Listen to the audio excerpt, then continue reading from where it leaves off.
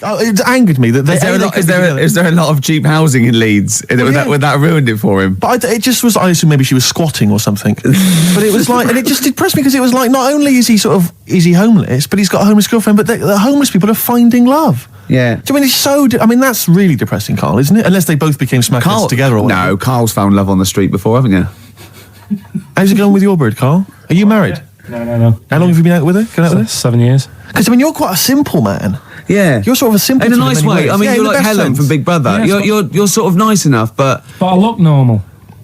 Well, yeah, you sort of do, but you could be one of those that just suddenly go mental with a pen. Yeah, do you know what I mean? Stab people through the eyes. Yeah, you sort of look normal. But if I wouldn't really want to wind you up to a point of frenzy.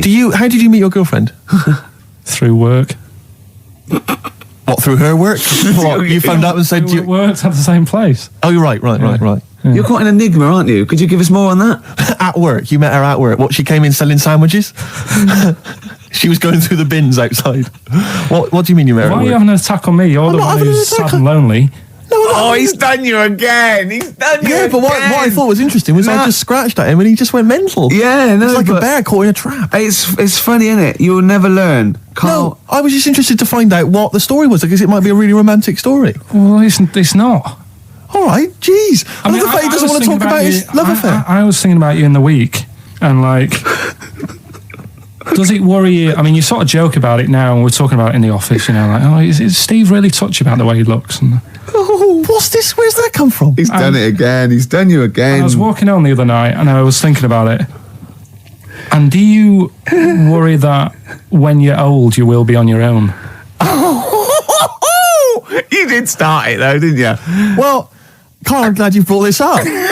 Because I mean, for me, you know, a lightweight, frothy entertainment show on XFM on a Saturday afternoon is exactly the place where I want to discuss the desperate, lonely future that's inevitably coming my way. Oh, God. I'll tell you what will cheer you up and forget all that. A bit of Embrace. Oh, one of the most hated bands. What are these fellas doing? There's a couple It's quite noisy, it's just distracting. Yeah, there's a couple of fellas behind us taking pictures. I don't know why it takes two of them. I think one of them just got, a couple of hours out of the office. Yeah. They're from the, what are you from, X-Mag? X-Ray. X-Ray. What's X-Ray? It's the XFM magazine, Steve. The XFM what? Magazine. And where's that where, is this available in shops? Is it just a giveaway thing? It's kind of giveaway, bit of information on bands. Right. Gigs are coming up. How is it available? Who gets it? It's in top magazines. You're really selling it, Carl. You're obviously a fan of the magazine. It's all right. Yeah. I don't want to make it... This seems now like you've said, let's pretend we don't know what it is. You sell it on air, make it sound... I don't know what it is. Well, I'll show you later. Okay, cool. And if people want a copy of it, they can go to the website and subscribe and you get it for free. That's all right. Yeah. Cool. And you're going to be in it. And we're going to be in it. Centre pages. I don't look my best. I don't dress for radio. And, Oh, it's okay, because I'm photogenic, so I'll make up for whatever you... I'll push you forward. White Stripes and their version of Jolene. What did you make of it, really? I loved it. Good. I want to ask Carl a question, though, because Carl's sometimes in awe of this newfangled world that we live in. What do you think of the scenario? What do you think is going on there? Because it's a bloke singing to a woman, begging her not to take his man. What do you think is going on there? Say again. Well, that's a bloke there, singing. Yeah, to his wife Jolene. Right. Were you listening to the lyrics or? You see, I got mixed up anyway. I thought it was about that one about the person who chucks himself off a bridge. So I was thinking more about that than listening to that one. Right, listen. Well, go on it. Right, Jolene, I'm begging of you, please don't take my man. You flaming locks of auburn hair. Even though you can, don't. He's all I've got. You're a beautiful woman. Don't take my man because I can't compete with you. Right? Yeah. What do you think's going on there, though? Because it's Dolly Parton singing it. We know what's going on. They're fighting over the same man, aren't we? Yeah. What do you think's going on when a bloke singing it to Jolene? What do you think of the scenario there? That's one of them names, isn't it? That could be a bloke's name. It's like Leslie. Oh Christ. Okay, sorry. It was a. I wish you'd not asked him that question. It's so exhausting. I love him. Do ants sleep, Carl? Which bird's got a cock? Swan. Swan. Okay, nice one. Listen, I want to play that song for various people who've emailed and phoned in saying they want requests. We don't really play requests on the show. We'd like to mention them anyway. Matt Barr, Magic Thighs. That's not Matt Barr's Magic Thighs. No. That's Matt Barr and Magic Thighs. Yeah. Kieran in Dublin, Stuart in Hackney, Lisa and Alison in Crouch End, and Glenn in Crystal Palace, who was phoning up with a nice message earlier. All of you, thanks for listening and thanks for enjoying it. Sorry we didn't play your requests, but tune in next time. It'll be fun. Anyway, I just all I wanted to say, really. Here's tragic. What's tragic? What did you want me to say about that song? Just your opinion. Your own opinion was fine. In fact, your own opinion is better than anything I could really hope for. Without doubt. Whenever I ask you a question, you constantly surprise us. Yeah, it's wonderful. So only ever carry on telling the truth, carry on saying exactly what's on your mind, and I think this could become a great... You're like a man who was frozen in Victorian era and has been reawoken and he's kind of discovering the world. Some things make sense, other things don't. It's beautiful. As opposed to one that was made in a castle in Victorian times, like Steve. Oh, that's just... Oh, I've joined in with Karl. I can't believe it. I'm sorry. On my side. Yeah, no, it was irresistible though, wasn't it? I'm really sorry. Yeah, it was Karl. It was you that worked out the maths and worked out I was 28 because they just worked out I'm 27. You are 27. No way. Yeah, I asked you, didn't I? And I said but what I sort of questioned was, I said, well, if you're 27 today, that means last week you were 26. Well done. Yeah, that's irrelevant. So therefore, you assumed that I must be 28 then. Yeah. Whereas I assumed you were using, your knowledge of maths, such as it is. I wouldn't do that. No, sure.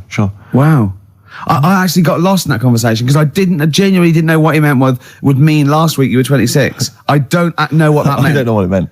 Wow. Well, it is Steve's birthday. But it would have been 26 last week. Sometimes you genuinely frighten me because it's those staring eyes. There's nothing behind him. It's this little bald head. Looks like Davros looking at me. Genuine fear on his face when he enters into a conversation with another human being. What bit don't you understand? If he's 27 today, he would have been 26 last week, and he doesn't look 26. He didn't look 26 last week.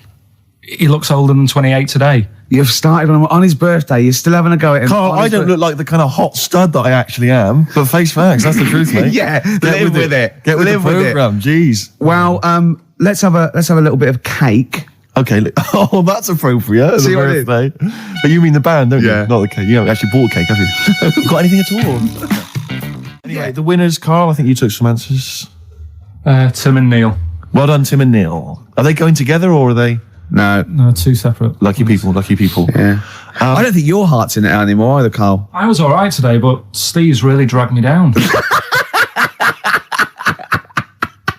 Well, let's... Wait a minute, I just need to know why. No, do you know, people are being miserable around you? Yep. I was full of beans when I came in. Yep. Yeah, but you got to remember last week, you were really miserable and that really wound me up. Yeah, because he was having to do stuff. Because, he'd been let down and they were worried about the next show. You were in a terrible mood. Yeah. Look at me like you were. Songs. I wasn't going off and lying on the settee, looking ill, talking in that voice. Oh, he's done you again. I said, just now, being quite friendly. Karl, Steve. Karl, have you ever tried to get into the Monarch for free? Because I'll be honest, mate, it's not going to happen for you.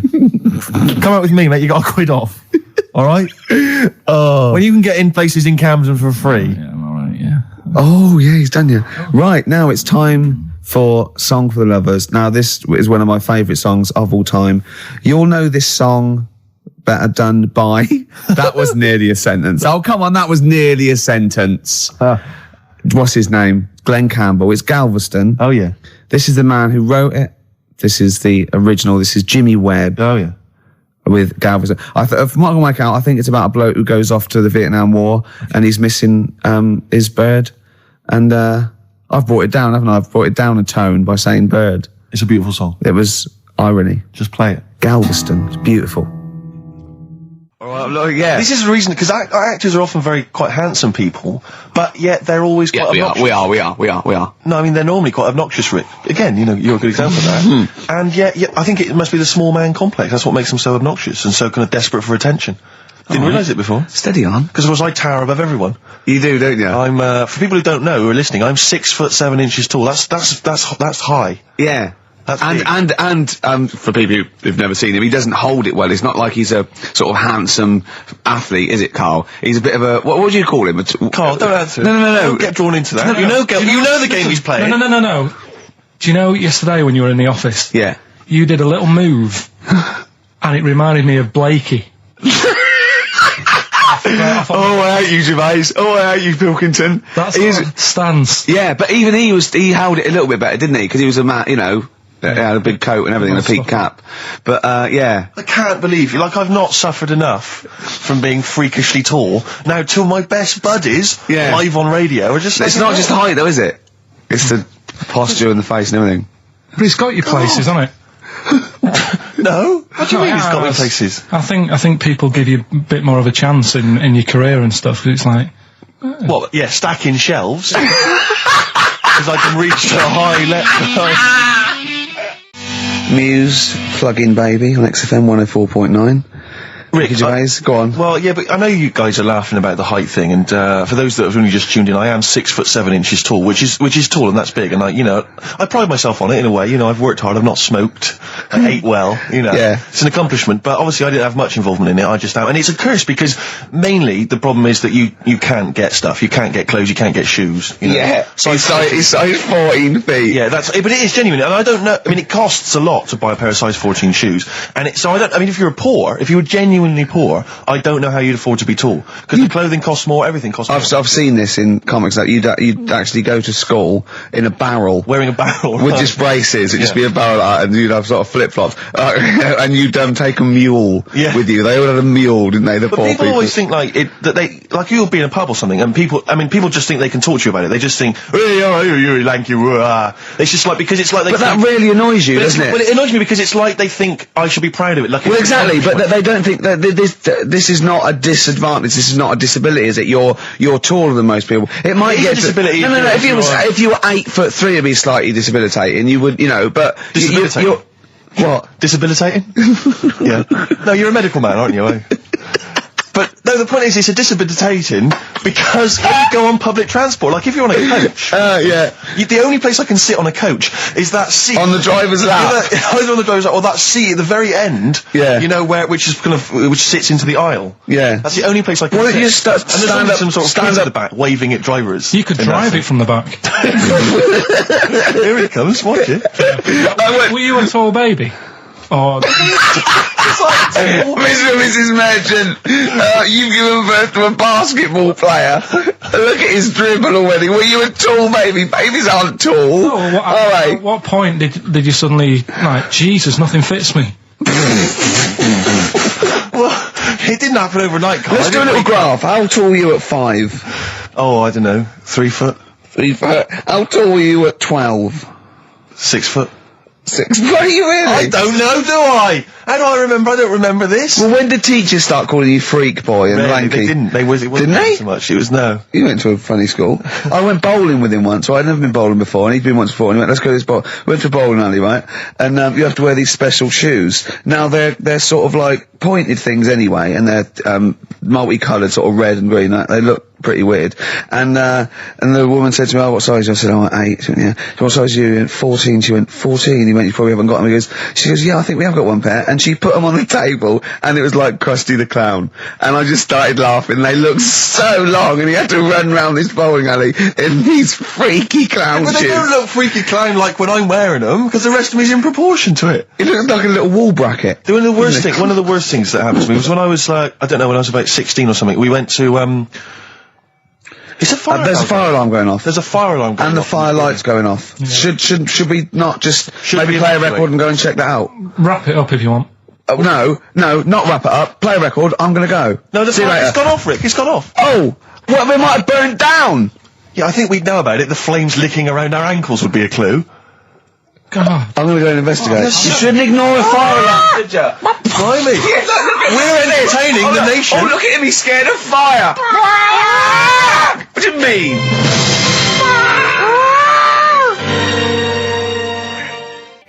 The Lars, and there she goes. What a great start to a show.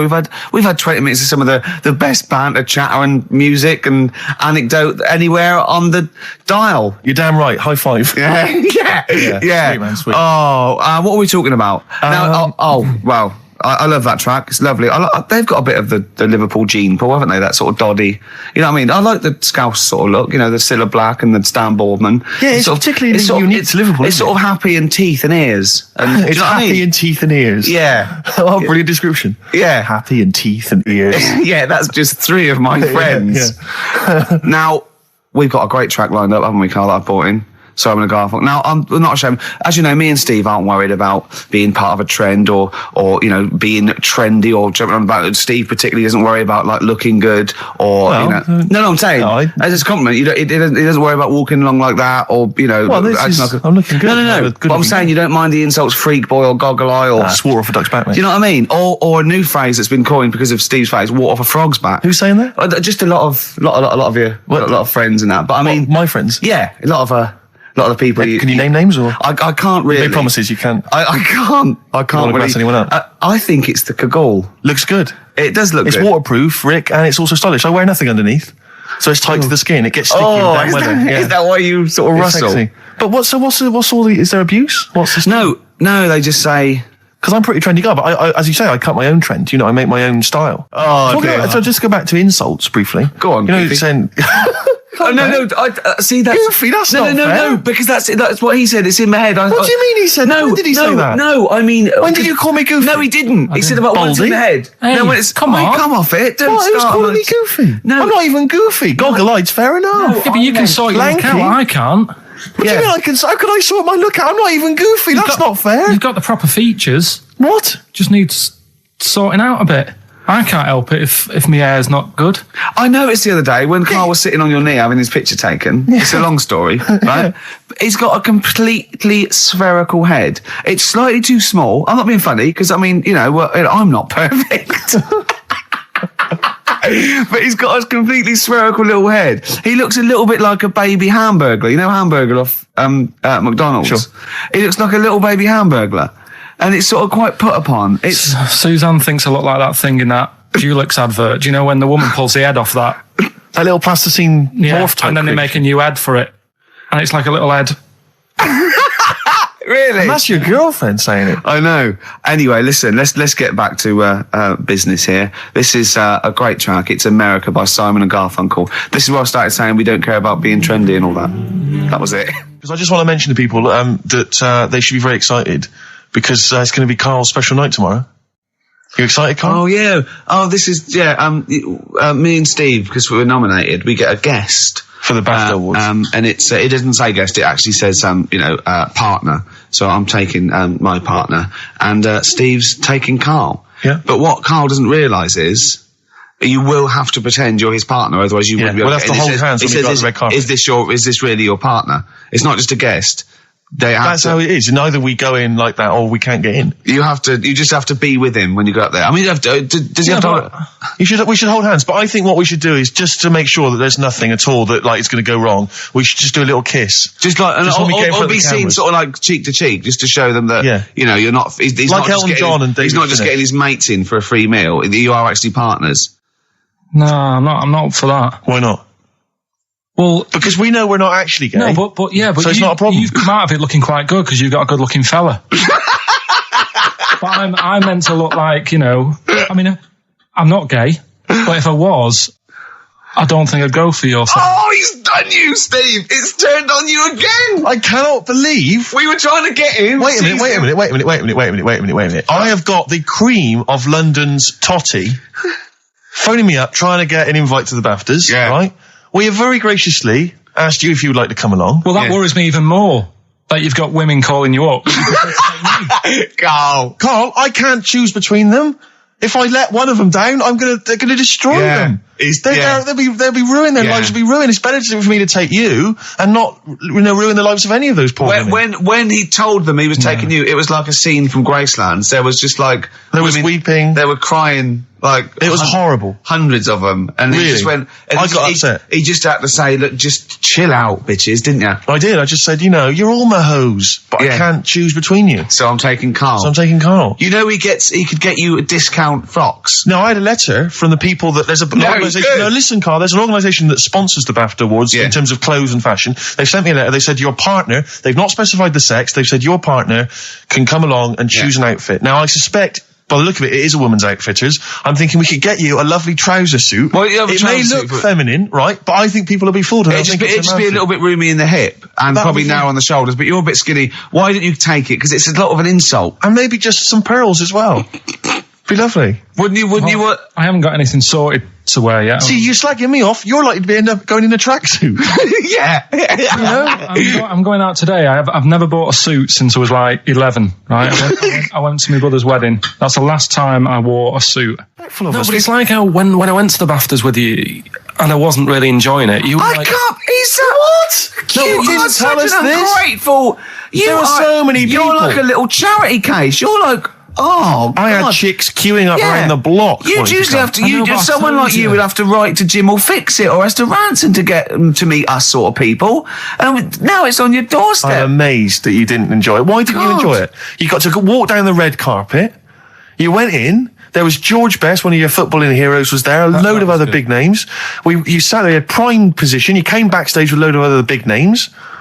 Hey, you had a lovely bit of You were grub. filming this thing for the DVD you were making. That's you, a cameraman on our DVD. And yet you think, now you look grumpy because you had a couple of pints and I can't believe So it. tell us why you didn't enjoy it, because the ceremony, what didn't you enjoy about that? It was interminable, wasn't it? Far too long. Wasn't it awful? So 3 boring. hours. I thought you were going to say something. Really? Sorry. 3 hours. Yeah. I mean, I suppose for you two, at least, you know, you were going to get something. Sure. Yeah. But with me, it's like, I mean, I've never graduated or anything, so Have you not? I'm trying to think of sort of a situation. Basically, I sat there for 3 hours knowing that I'm not going to get anything out of the night. Yeah. Right? Now... No one Did you? told Sorry, me. when we invited you and you said yes, did you think you were up for an award?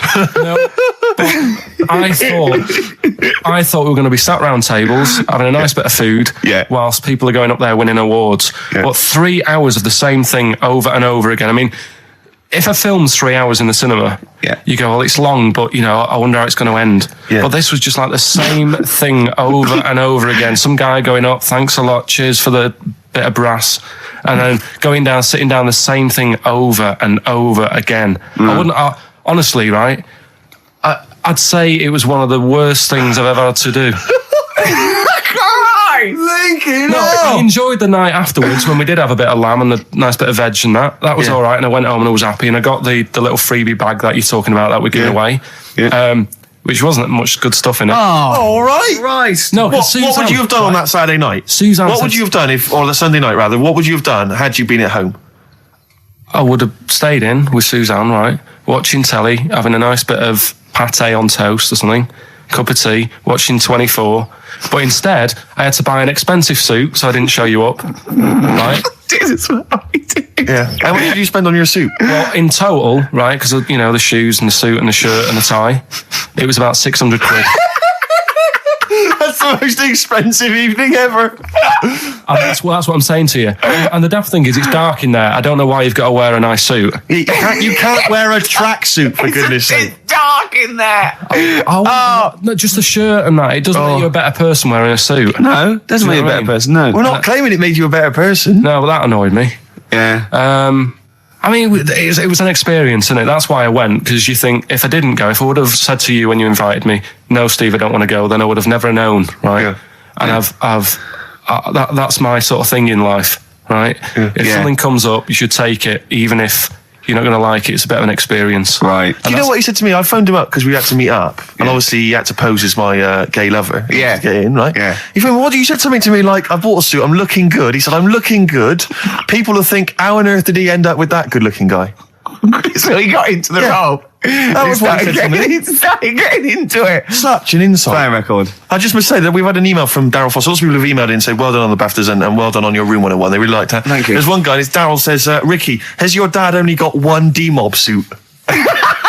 Because I don't know if you noticed, but Ricky wears the same suit every single time he appears on TV because he spent a fortune on it getting it tailor-made. I've only got one. It's a good suit, and I he just wears it know. all the time. And it's winter as well. It's like a pure wool, so I'm sweating everywhere I go. Anyway, usually it's too much cheese. I won't be buying another. Huh? I won't be buying another one. Ever. Yeah, that's it. Yeah. Yeah. Suzanne told me today, right, because I've handed it in today to have the trousers turned up a bit, Why? because it was a bit of a bodge job for the night. Yeah. Right. It was just some pins sort of holding it up the other night, but you didn't notice, and I didn't tell you because I thought you'd be getting on the stage and saying, "Look at that freak over there with his pants hemmed up." But I took it to the place to get it done. Suzanne tells me that I'm going to start shrinking now and getting to that age where you start going smaller. I know that must have been a revelation to you and a worry. Like, how small do you get? How small do you get? Oh, Right, what are we playing now? I thought we'd have a bit of Marley music. Marley music. Oh, Okay, go on. If These Old Walls Could Speak by Jimmy Webb. Might play another track off that later if we've got time. What, today? Yeah, well, maybe next week. We've got lots to pack in. We've got things like New Order, Cure. Oh, I'm just hoping that all those kind of new metal fans, Rick, can just calm down for a second, Yeah. and just enjoy that for what it was. yeah. But they're not. I hope their snobbery is not going to prevent them from enjoying I it. hope they can just leave it alone for 2 hours for our show. Because Exactly. We try and, try and pack lots of Well, whilst stuff you're in. talking about new metal, can I just say Ian Camfield is here tonight. He's What? moving from Fridays. Right, what the hell does he think he's doing? He's just offering up information now. No, it's just that you were talking about the new metalers, and now seems like a good time to Carl, say- listen, you're here for our amusement. Yeah. You don't sort of come in any time you want. When we decide it's time to sort of have some fun at your expense, then we'll let you know. But Yeah. otherwise, We're not here to help other DJs or even this station. We don't give a about this. See, this is what my girlfriend said. what's that? We should listen to her. She knows what she's talking about, clearly. Now put your microphone down, She said they just wheel you out when they need you. switch your microphone off, Carl, and let us finish what we were saying.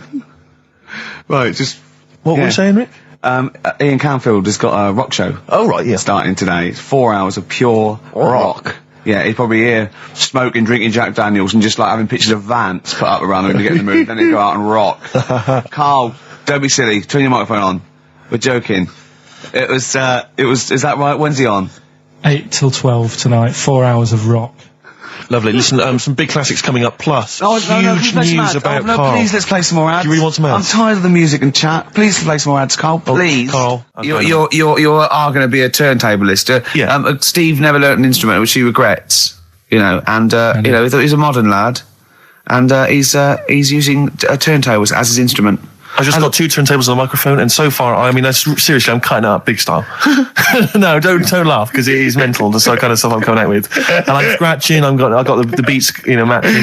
Can you imagine that? Shut up! It's that. No, if- look at the Chemical Brothers, for goodness sake. If you're talking about freaks, look at those weirdos. Man alive! At least you cut your hair at Gavin. You know that the whatever it's called. they used to kind of at least faintly appear in their videos. The next Yeah. one is just some shots of like what you see from outside a train. I know. To them, that is more glamorous and exciting, apparently, than Yeah. seeing the lads themselves in the video. Who do you think's cooler to look at, Steve or the Chemical Brothers? Steve. Definitely, yes, you're absolutely right, Carl, and that's the first sensible thing you've said If for a I long was time. to work with Steve on some music, Yeah. if I had the choice, I think Steve would look better on a album cover. Really? Yeah. What would you do? Would you change him at all? What would you do with his image? I'd put him in the distance, so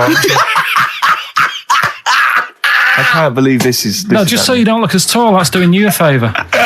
I was on the. This is true. I was on the on the tube, right, coming in to meet Gervais the other day, and I was wearing a suit, and my mobile phone slipped out of my pocket, and it landed on the seat, and I didn't realise this. And as I was about to get off, some bloke who was sat there like an old guy, he picked up the phone. He went, "Oi, lanky, you dropped your mobile phone," and I was like, "Well, I thank you for pointing out I dropped my phone, but did you have to do the lanky?" But you knew who he meant. I bet you turned round straight away. It worked. Knew he meant Yeah, Steve. but- He's done you again. But I was the only person stood up. It was a fairly empty train. Was there any other lanky people there? No. Well then. No, but my point was there was no one else at all who was about to exit the train. Okay, so he didn't need lanky. He could have got "excuse me, sir," or "oi you," anything, but "oi lanky." I know. It's that thing, though, isn't it? That's what I'm talking about. You say the thing that you don't want to say. It's like me with Ken Dodd and Will. I think he wanted to say this. Oh, well. I think he took pleasure in it. I think he went, that bloke's lanky. I shouldn't say that. Yeah, I should. Oi, lanky. What's you he dropped gonna your do? phone. Yeah. Do you want your phone back or not? Electric Soft Parade. Same way every day on XFM 104.9. I'm Ricky Gervais. With him, Steve Merchant. Sure. Rick, I only had one thing I had to do all week. Okay, was that? I was so excited about getting up Friday morning, phoning, getting Bruce Springsteen Oh, tickets. The Boss is playing in Yeah. October, and basically got up too late. Well, not sold out already. You just Sold didn't out. It had sold out, but I started calling about 12:30. It sold out.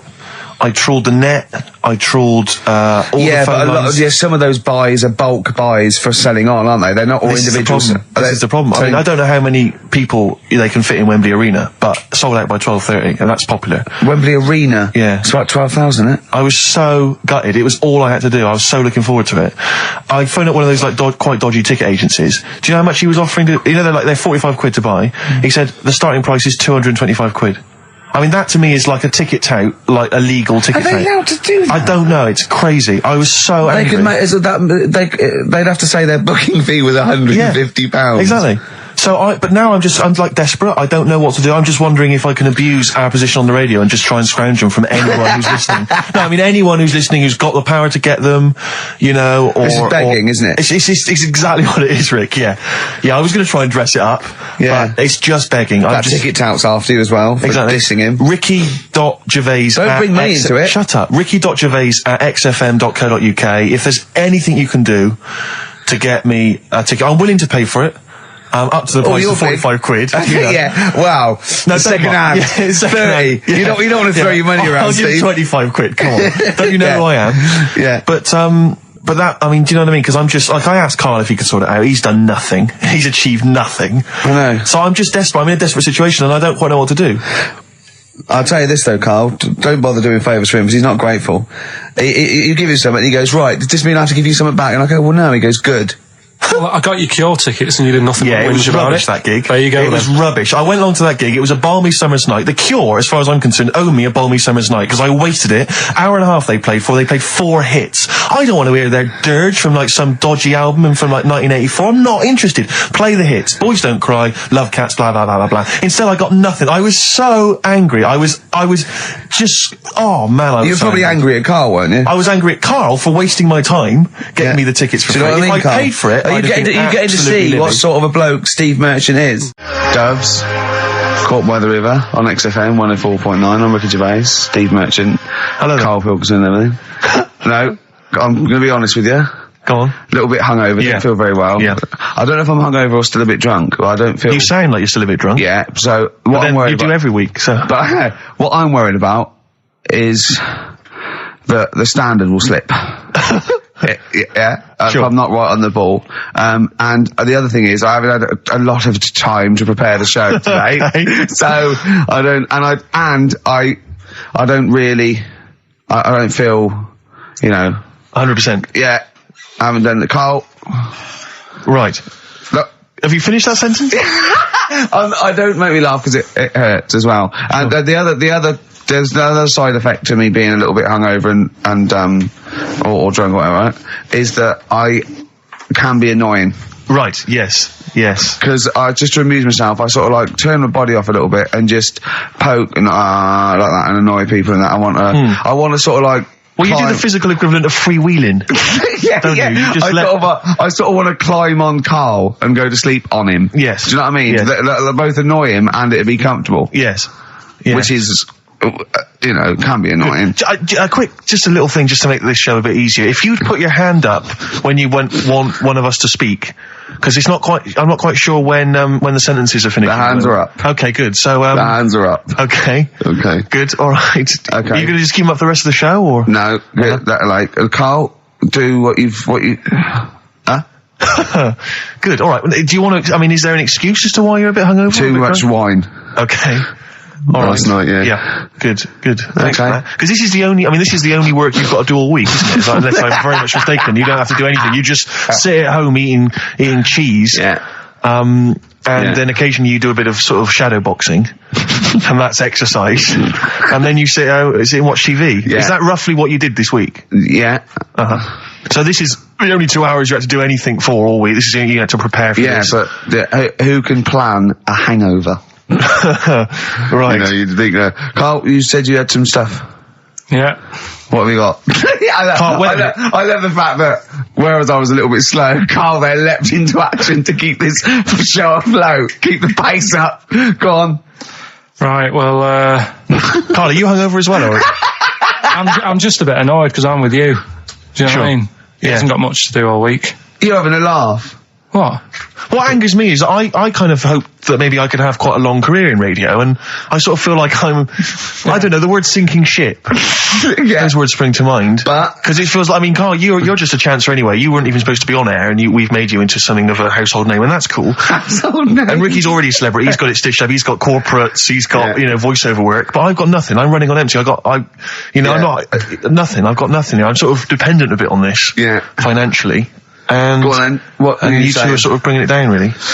Right. Do you reckon I can get my own show, Carl? Carl. Tell them what I did out there with a bit. No, Carl, tell them how funny I was out there with a bit in that a minute ago. So anyway, come on, I'm right? bored of this. I'll tell you what. will we tease them with what we've got coming up next? Yeah, Carl, tease us after the next record. I think we've already got them for 2 hours. Yeah, we've hooked them, Carl. Don't worry, this is textbook radio. What's this? Bad Young Boy. Yeah.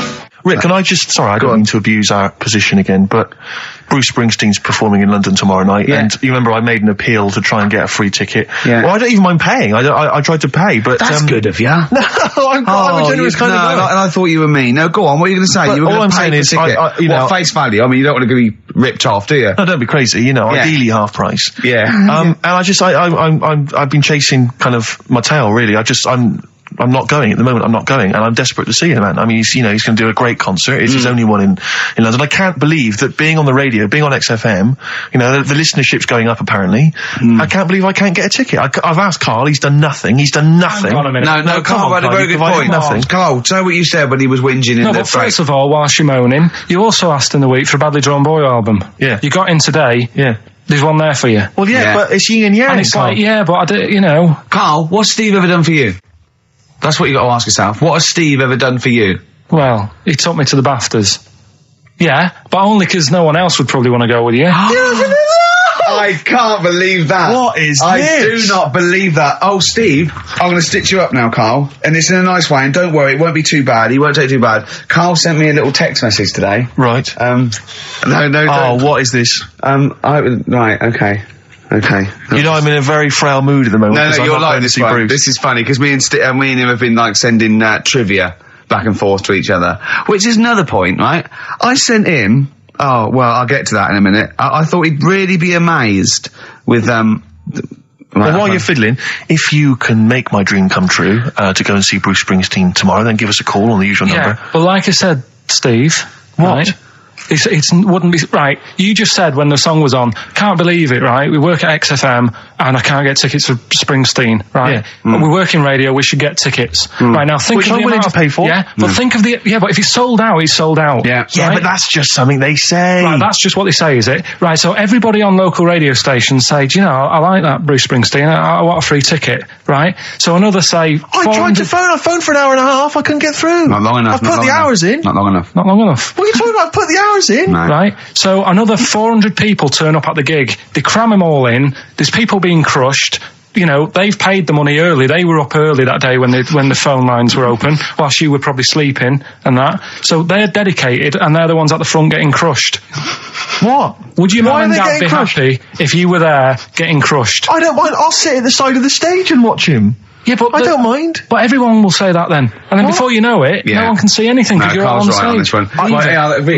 Right, I'm going to give you this. I'm handing over my mobile phone to Steve to read the. You can see it's from Carl at the top, but just read it out as you scroll down. Just read it out loud. Is this a text message from... Yeah, this is a text message to me from Carl. Read it out. To see at night as well as an owl, you would need eyes the size of grapefruits. If only Stephen could turn his head right round as well. Carl, I can't believe it. What upsets me most, Carl, right, is not the fact that you've been slagging me off behind my back. It's the fact that you've got the cheek to come on here and moralise because you failed to get me tickets and make a dream come true. You've come on here trying to pass the buck and say that it's a health and safety problem, when in actual fact it's a Karl Pilkington problem. Do that. I got it in a bin. I'm devastated. I'm devastated. I didn't thought, let's play a record. I'm upset. I should have eaten this banana off air. What's the number? It's 08700 800 1234. But if it's sold out, Steve, it's sold out. A bit of a classic here. REM. I bet if Ricky wanted to go, it'll be fine. I'm sure someone could sort it out then. Who? Oh, if Ricky Gervais wants to go, then I'm you can going. come. Are you? No. You want some tickets, then? I had a bit of good news this morning. Go on. I was on the tube coming down, and I don't want to sound arrogant, I don't want to sound pushy, but I was at Green Park, and I'm fairly certain, Rick, it's not 100% corroborated, I'm fairly certain that a woman pinched my arse. So what do you think of that? Yes. There's a lot of pickpockets around Green Park. No. My wallet was still there. Really? But even if it wasn't, that would have been money well spent. But the wallet was still there. So what do you think of them apples? Eh? So what did you just pinch off? I can't confirm it at this stage, exactly what happened, but it certainly felt like a pinch. I looked round, there was a woman behind me. Right. She was fairly old. I think she's probably in her mid-30s. Right. Kind of reddish hair. Right. I don't know if she's listening. Right. But she knows where I am. And so I don't know how to proceed, really, Rick. I don't know if it's worth putting up some posters around the Green Park area. Well, what you could just do, to try and corroborate it. If you saw a woman pinch the lanky guy's arse, you could probably get in contact with British Rail and go back over their CCTV cameras, yeah. And then they could probably zoom in and, sort of identifying sort of birthmarks, or she might have been holding something. Then I could hire a private eye. Yeah. Again, money well spent. Well, so there you go. I'm just saying. I'm just saying maybe maybe things are looking up. Things it's getting towards Christmas. The worm has turned. I mean, it's a little sexy sexy story to get the show going. It is but what do you make of that, then, Carl? Because I know you're quite damning. What's your answer?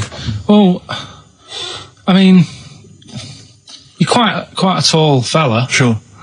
So she must have really wanted to sort of reach up and have a pinch. Do you know you think she was a dwarf? She did it with her teeth. He didn't say she was a dwarf. No, but Steve's taller than, his arse. Yeah, but his arse isn't 6'9", is it? His arse is about 3 foot off the floor. 4 foot? What? 4 foot off the floor? No, I don't think so. About 3. She'd have to be a midget to have to reach up to pinch Steve's arse. He is very tall, but I don't know what your point is there, Carl. You're just trying to, you're just. I think maybe just a little bit jealous. Just a little bit of jealousy. How many cats do you say you got through? I'd say whilst I was living at home. I mean, it's still on the increase, even though I'm not there. So whilst I was there, probably 5. God. Wow. Oh. Yeah. And were you upset each time, or you just got used to it? It's one of them things, isn't it? Like I've said before, when you first see something, it's a bit of a shock. Do you know what I mean? It's like the Elephant Man or whatever. Yeah. First time you see him, it's that sort of, oh, look at that. Yeah. Do you remember the first time you saw Steve? No, I'm not being funny. Do you remember the first? Yeah, but I've said this before. It's always, then you get used to how people look, and you don't. No. I'm going to burst. You have to play a record. No, because I see Steve's. No, but I've got used to it. Shut up. Carl, you know our mate Johnny, he's a Doctor Who fan. Yeah. Do you remember, he bought the Doctor Who magazine, and he went to the toilet, and Steve got post-it notes and put geek on every page, and Johnny opened it on the tube, right, and it had geek and everything, and Johnny bought in the new Doctor Who magazine, I think this week's or this month's, right, and they've done the perfect Doctor Who fan, right, what the geek is, right, and it looks exactly like Steve. Alright, don't have a go, Rick. It does, and he went, and I'm going to try and put it on the website. It's amazing. It's got your hair, glasses, it stands like you, it's sort of dressed like you, and it's only, it's hilarious, and he was, I mean, I'm insulting you now, it sounds like an insult, but if you'd see it, you'd laugh. Well, Rockbusters, right? Yeah. Right, here we go. Just a little bit annoyed. Just 3 clues. We've lost all the energy in this show, haven't we? Well, I can't get over that insult. I'm just a little... No, Three. we did though. It just came out, I can be honest with you, it came out left field. I wasn't expecting an insult. No, and, but I I think there was a sense of camaraderie on this. Just email in ricky.gervais@xfm.co.uk. I'm just annoyed. I can't What are we doing? I'm just reading out the clues. Should we put this? Let's put this one in for the Sony Award. Let's put this show in for the Sony Award. Play a song, Carl, because I need to discuss things with him. I've talked before about in Edit second. it down. Get this down to 3 minutes. It'd be a great show. Rockbusters in a minute. XFM. Lonesome Day by Bruce Springsteen from his new album The Rising on XFM 104.9. Ricky Gervais, Steve Merchant, Karl Pilkington. Former just phoned in and said to Karl, stick up for yourself, don't listen to that Merchant, he does my head in, he's so arrogant. I don't think I'm arrogant, I think I'm mean. Yeah. I just think I'm sort of objectionable. I don't think it's arrogance. I think it's No. sort of nastiness. Yeah. I'm just not a very nice person. But believe me, I'm not arrogant. I think I'm pathetic. What were you talking about earlier about glasses as well, and Steve taking his glasses off? What was that? What are you saying that in front of him now for? Was it an insult? It wasn't really an insult. Carl, what were you up to? No, what was it? I genuinely don't remember. I genuinely don't remember. Right, Steve. I'm not having a go. Right. Just saying how people. It's a bit weird that you've got glasses because you've got a good pair of eyes on you. Right. That isn't an insult. What were you talking about though? What was it? Why did it was the fact that people who wear glasses always look a bit weird without them on. It's like, you know, they should wear glasses. Okay. Why did we get round to this? What was we talking about? I don't know. I don't know. I don't know what that was. It sounds like an insult, even it wasn't intended as one. It wasn't. It sounds like an insult, Carl. It does, yeah. No, it wasn't. I should be allowed to punch you every time you insult me now. No, but I'm not I'm having a doing go. it. I'm going to give you a dead arm. Look, Steve, It sounds it's like an insult. you And always even if it wasn't, you intended it to be one. What you... Oh, that was real. Play a record. But It's mad. Yeah, every time you insult me from That's now on. mad. Is this the Cardigans? Great. Brilliant. I didn't even say anything. It makes me feel better. I can enjoy the rest of the show. Yeah. Before we carry on with anything, I should just tell you, we're on the subject of emails. There's one emailer we're always looking forward to hearing from. Dickers! Richie Anderson! Dicky Docky Doo! Richard Anderson, thanks for emailing. He's my biggest fan. He's now. one of the biggest fans. He absolutely loves me. But not afraid to offer some constructive criticism. Go on, That's what's the he great said? thing about Dickie. And from Anders this week, he says, Ricky, I'm lazy, I talk nonsense, I'm badly organised, and I believe in ghosts. Can I have a job working on your show?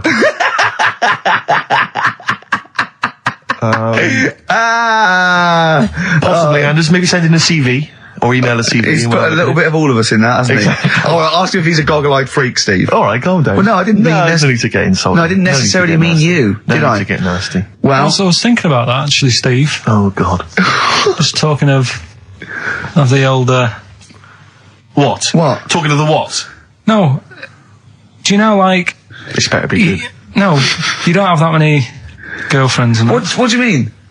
Carl, why are we on this? I was defending you in the whole monkey discussion. Come on, what's your point? What's your point? No, what's the point? What's the point? I just was thinking... If there was an infinite number of Steves? You're an odd-looking fella. Come on, Carl, get to the... No, you know I know that. I've told you that loads of times. What do you mean, you know I know that? Well, there's no point pretending anymore.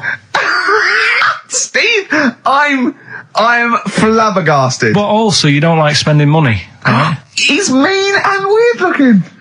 Valentine's Day. Are you sort of, you know... You've got to love him though, haven't you? What are you happier with? The fact that no girls like you enough, right? This is really mental.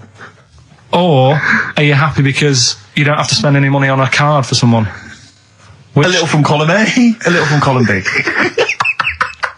Wait, let's have more monkey news. What have we got? No, we've got so much to get into this show. Insults. We don't need the insults. I think we've got enough. We don't need the Yeah, insults. there's no more insults. What angers me with Carl is you know he's been planning that. No, I haven't. I was thinking about it on the way in because Valentine's Day is coming up and I'm not a big fan of it. Condoms? You bought your girlfriend a box of condoms for Christmas. I don't think you can have a go at me. To be fair. No, but I don't just treat her on Valentine's. I'm always... Do you know what I mean? You don't even treat her on Valentine's. You don't even treat her at Christmas or on her birthday. When do you treat her? Hang on a minute. Wait a cotton picking minute there. Oh, why I order. Wait a minute. What's that? Tiffany Dog.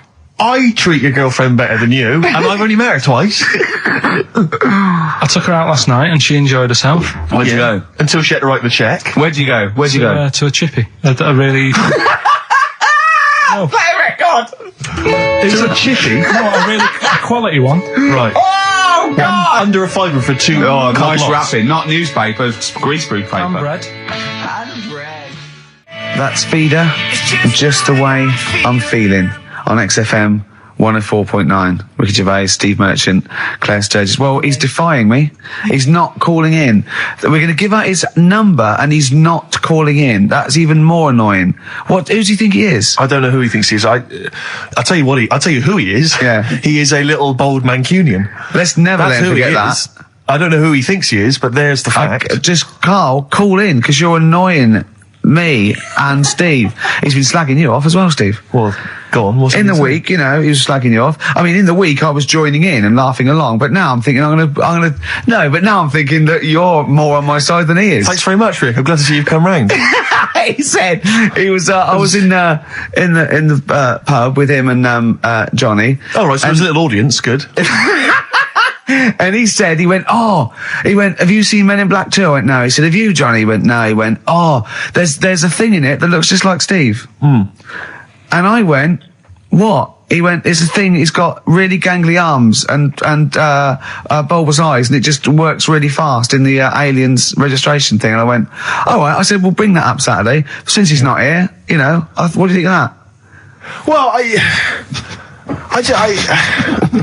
the reason is, I think the problem I have is this, that if I was to say things like that about Karl, I'd destroy him. He'd be a broken man after I'd finished with him.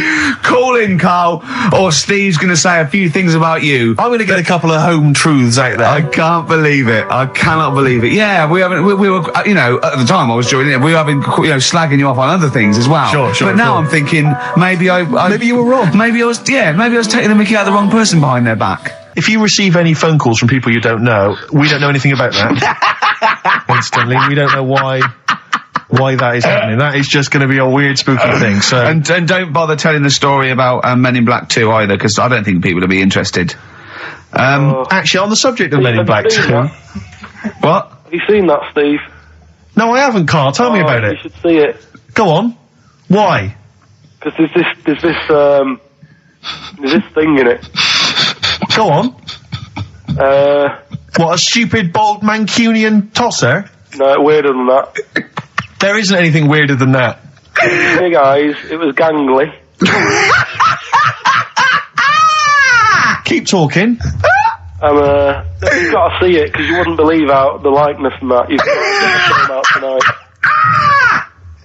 Right. It's not as weird, it had a normal voice, right?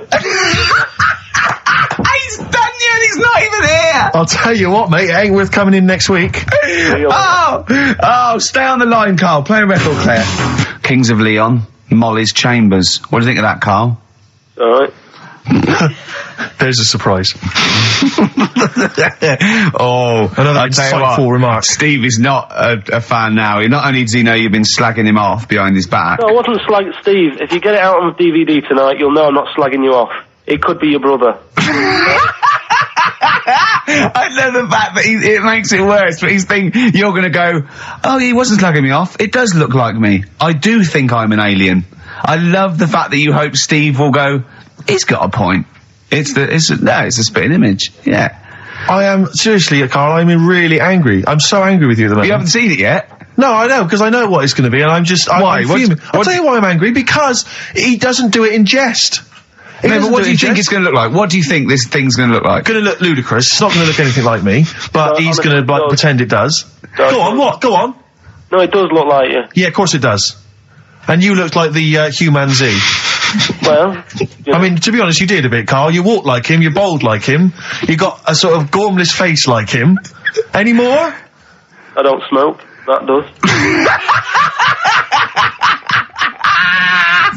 I'm not arguing with you, I'm not well on that. Oh, you're not well. What exactly is wrong with you, you whinger? Well, it's just, do you know, like I always tell you about the restless leg syndrome I've got? It's like that, but all over. So you're just shaking around the house? I'm just, yeah. What do you look like, Elvis? What are you doing? You're shaking around the house. I'll tell you, with your bald head, you probably look like an enormous vibrator. Oh, God. That's what you probably look like if you strip naked. Oh, you'll have the Scottish widow coming round. Oh, dear. That's, what's her name, by the way? I heard you talking about that. That's, Amanda Lamb. Amanda Lamb, who's in the Place in the Sun programme. Is she actually a widow? Is she a Scottish widow? Hoots, man, my husband's dead.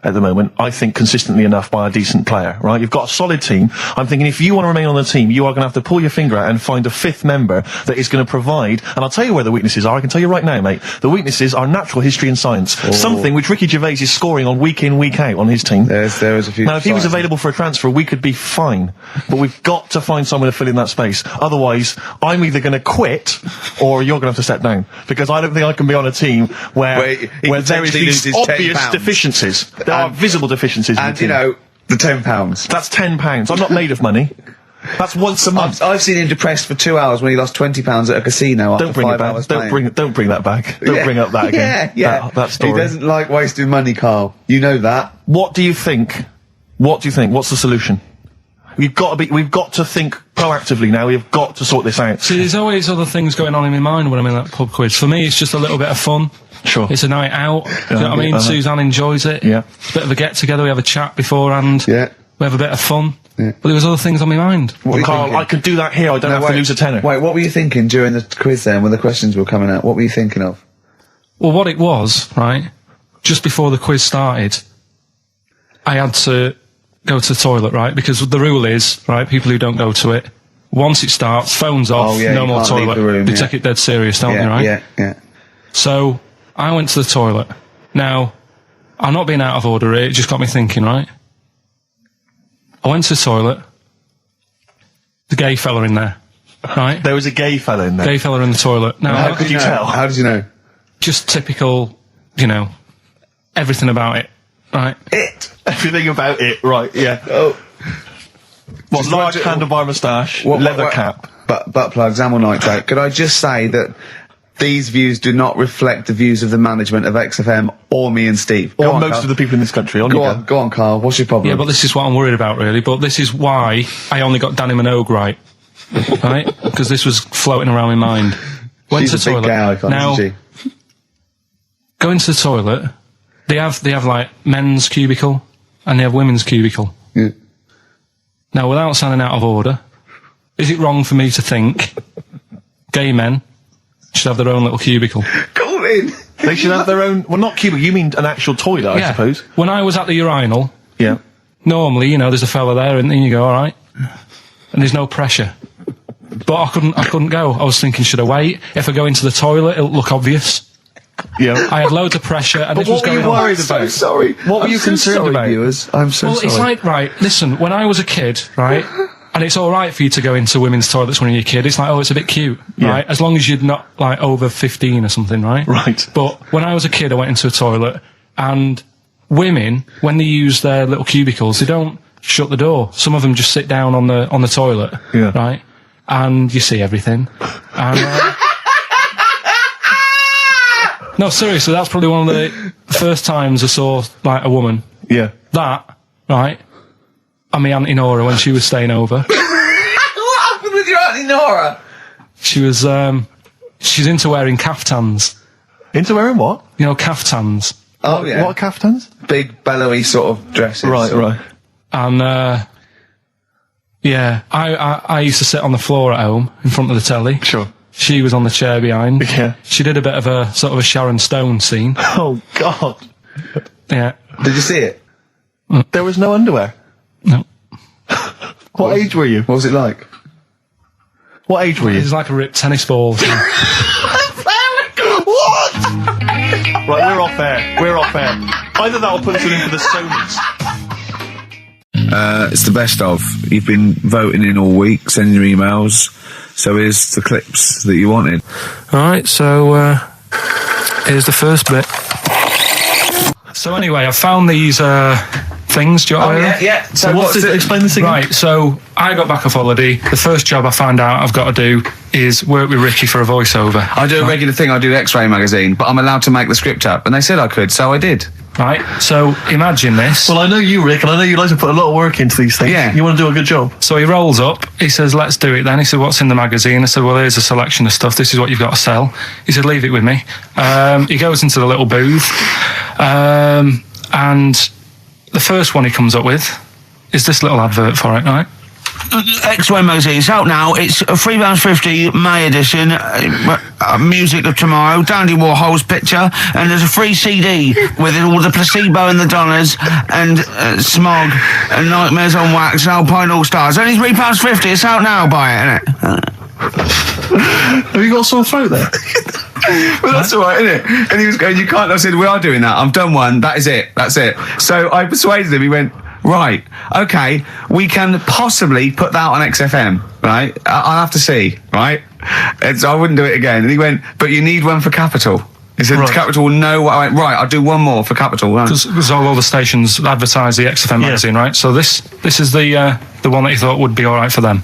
Ooh, hello, you loonies in Radioland. Dr. Frog here to tell you about the new edition of X-Ray magazine. It's out now and it's only £3.50. You've not heard of it? It's a great music magazine. And you get a free CD featuring bands like Placebo. They wear makeup, but leave them alone. Gold Chain, Smog, OK Go, The Donners, and all great bands that you'll love. To Froggy here. Hello. Bye. Ribbit, Froggy says bye it.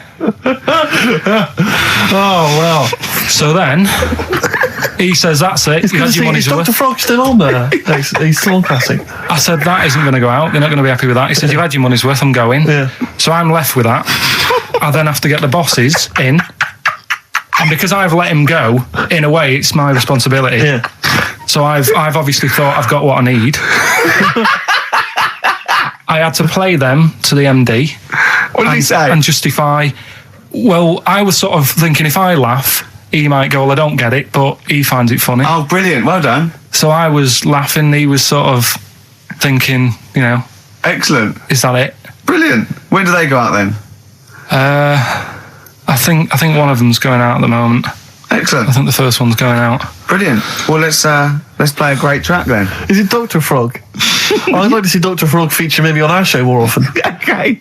Oh, I've got some new comedy characters. I can't believe my luck. You know, I love the work of comedy greats like Chris Moyles and Noel Edmonds. I've got some really funny comic characters that'll be popping in and out of the studio. Save them. Okay. I'm excited.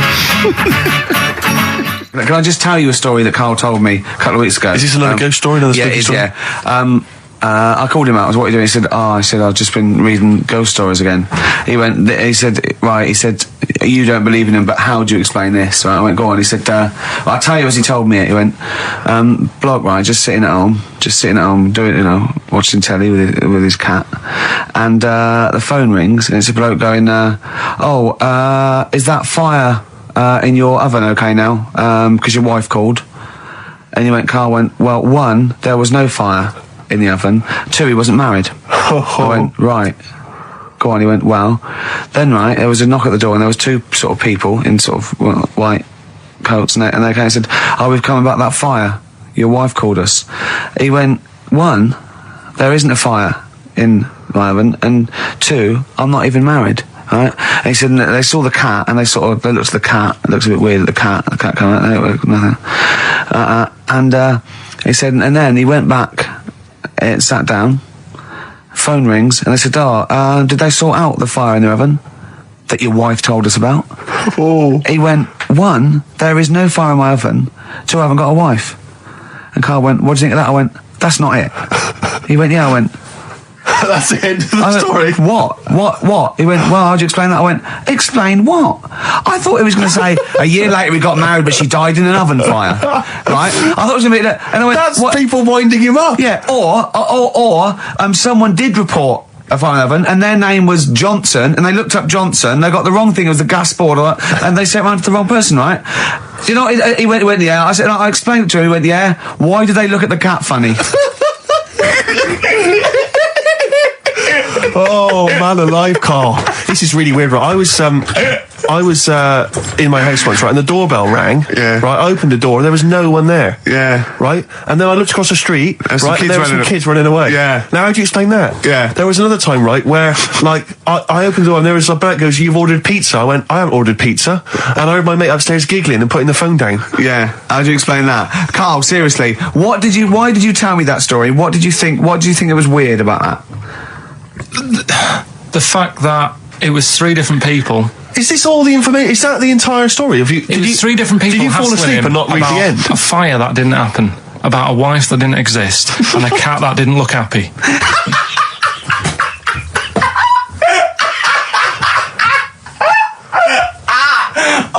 I'm going to have a heart attack, Carl. What? I mean, why did they look at the cat funny? Because cats don't like spirits, do they? What? The other blokes were ghosts?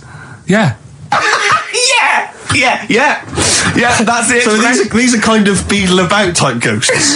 These are ghosts who walk the earth as the undead, just winding people up slightly. That's lovely. That is lovely. Seriously, and a cat that did not look happy. But seriously, why would ghosts wander around just like winding people up? Oh, Maybe something did happen there years ago. Some fire. Some woman might have died in a house of a fire or something. Yeah. And it's sort of all happened again. But Yeah, it's certainly a mystery. if you don't it's a mystery. I mean, I can't. What's this book you were reading? You were reading a book, which is interesting enough. it was the for tea and Times. Oh, Carl. Yeah. Well, I don't know what to say. Yeah. Right, okay, Educating Ricky, part 2. Right. I'm committed to this treatment. Yeah. Is one. I've got to go for that one. Yeah. Yeah. Or the other one is the police are causing a bit of a stir. He still says it like it's the best thing he's ever come up with, which in a way is. It could be. Right, go on then. I'm committed to this treatment. Right. Do you know the saying? Is it just sayings now? Are they all sayings? This No, they're not. Okay. No, the other one isn't. Frog in your throat. The saying, "There's a frog in your throat." Yeah. I assume it's when you croak a little bit. You sound like a frog. No. Right. Might seem a bit weird, this one. Right. But years ago. Oh yeah. Sorry, well, what is that clue? Committed to this treatment? It's about frogs committed.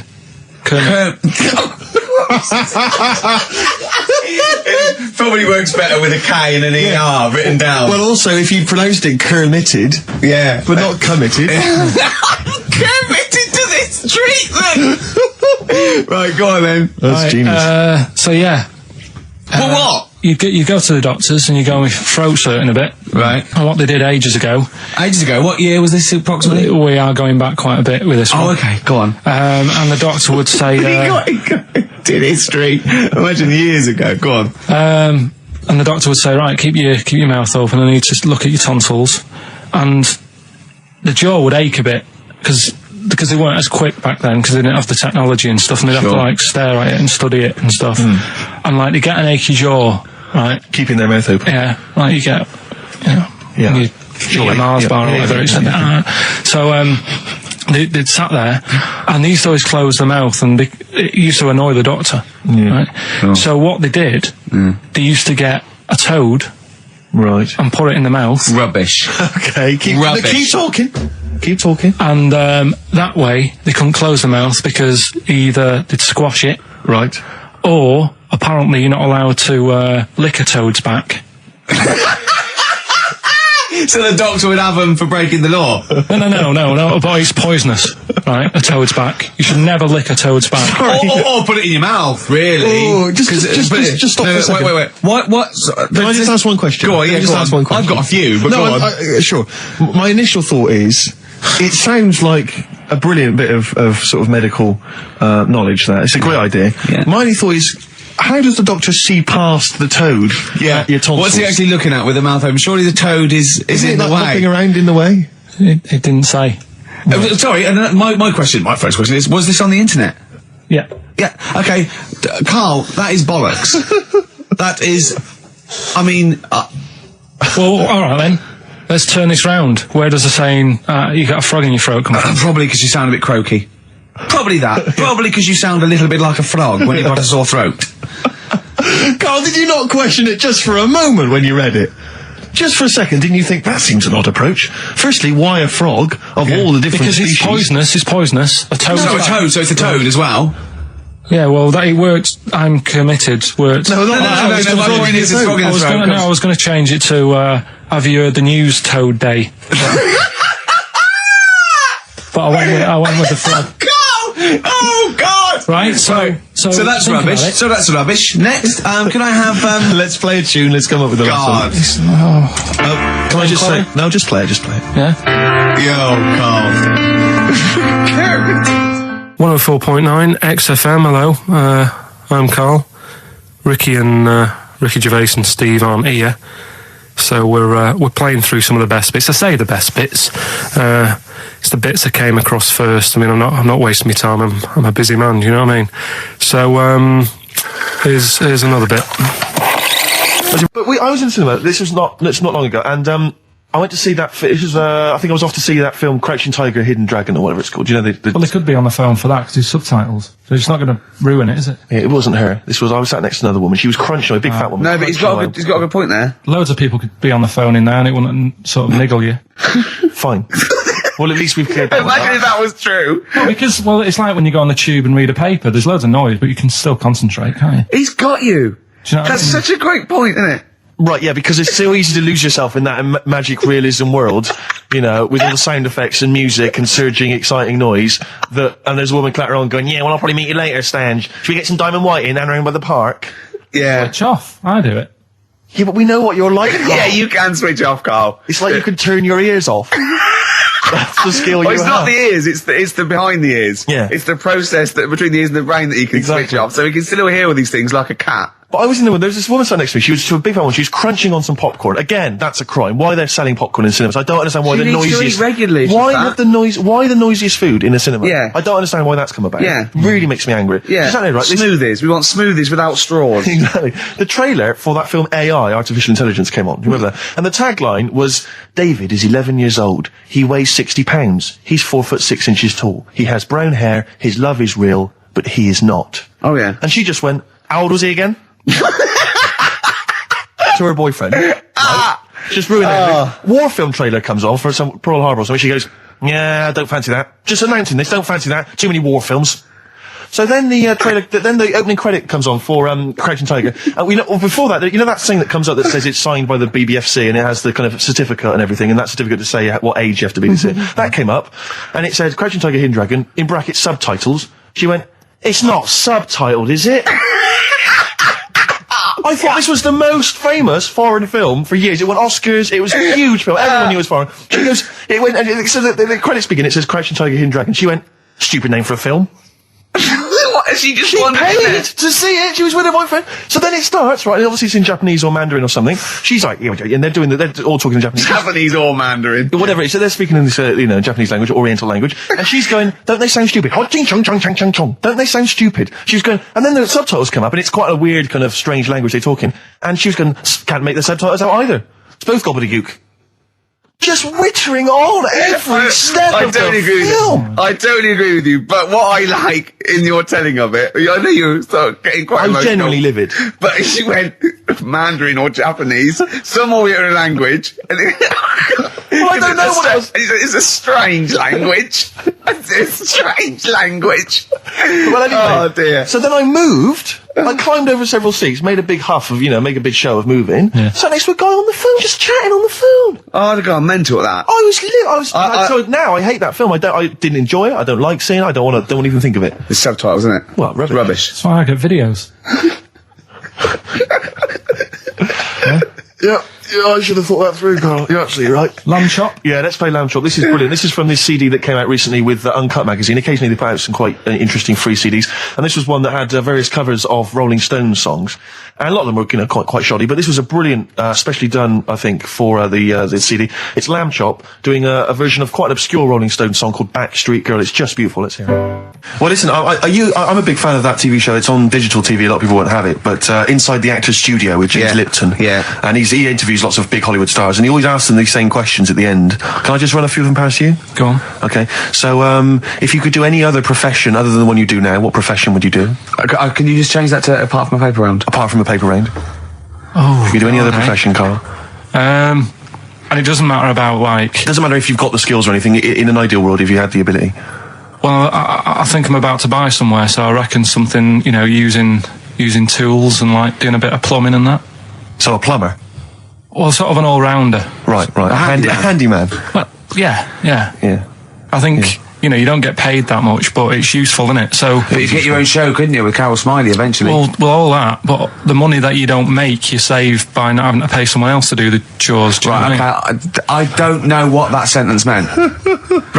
Right. No. A plumber, how much is the average plumber on? The money you don't make, you save on not getting someone else to do it. No, just think of that. No, look, break that sentence down. Are there any... Sorry, Rick, but people who live in glass houses... Yeah. Yeah. Anyway, let's just go back to Lipton quickly. We've got a couple to get through here. So, your favourite noise or sound? Favourite sound or noise? Oh, Is it me? no. It's not me.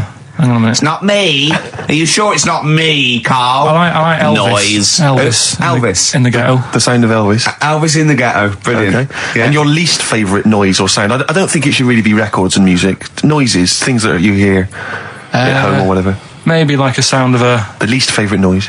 least favourite. The sound of... Probably like sound of ghosts? fire engines and that. Right. That's annoying. Except if your house was on fire, presumably. I think it's a bit unnecessary. You think they're just doing it to wind people up? I live on like a busy street and it's happening all the time, and it is like just sort of have a blast of it and people will hear it. You don't have to keep it going. Yeah, Sure. So that is pretty annoying. And if heaven exists, Carl, when you get to the pearly gates, what would you like God to say to you as he welcomes you into heaven? What would you like God to say to you? Who asks these? What show's this? It's a programme where celebrities are interviewed by a guy, an American interviewer, and he always asks these questions at the very end. What would I say to God? What would you say to God if you believed in heaven and if heaven exists, when you eventually go up to heaven and you're welcomed in through the gates And by your God, Parker and your stussy t-shirt and your... what do you want God to say to you as he welcomes you in? Say, you alright? Don't know. Just be friendly.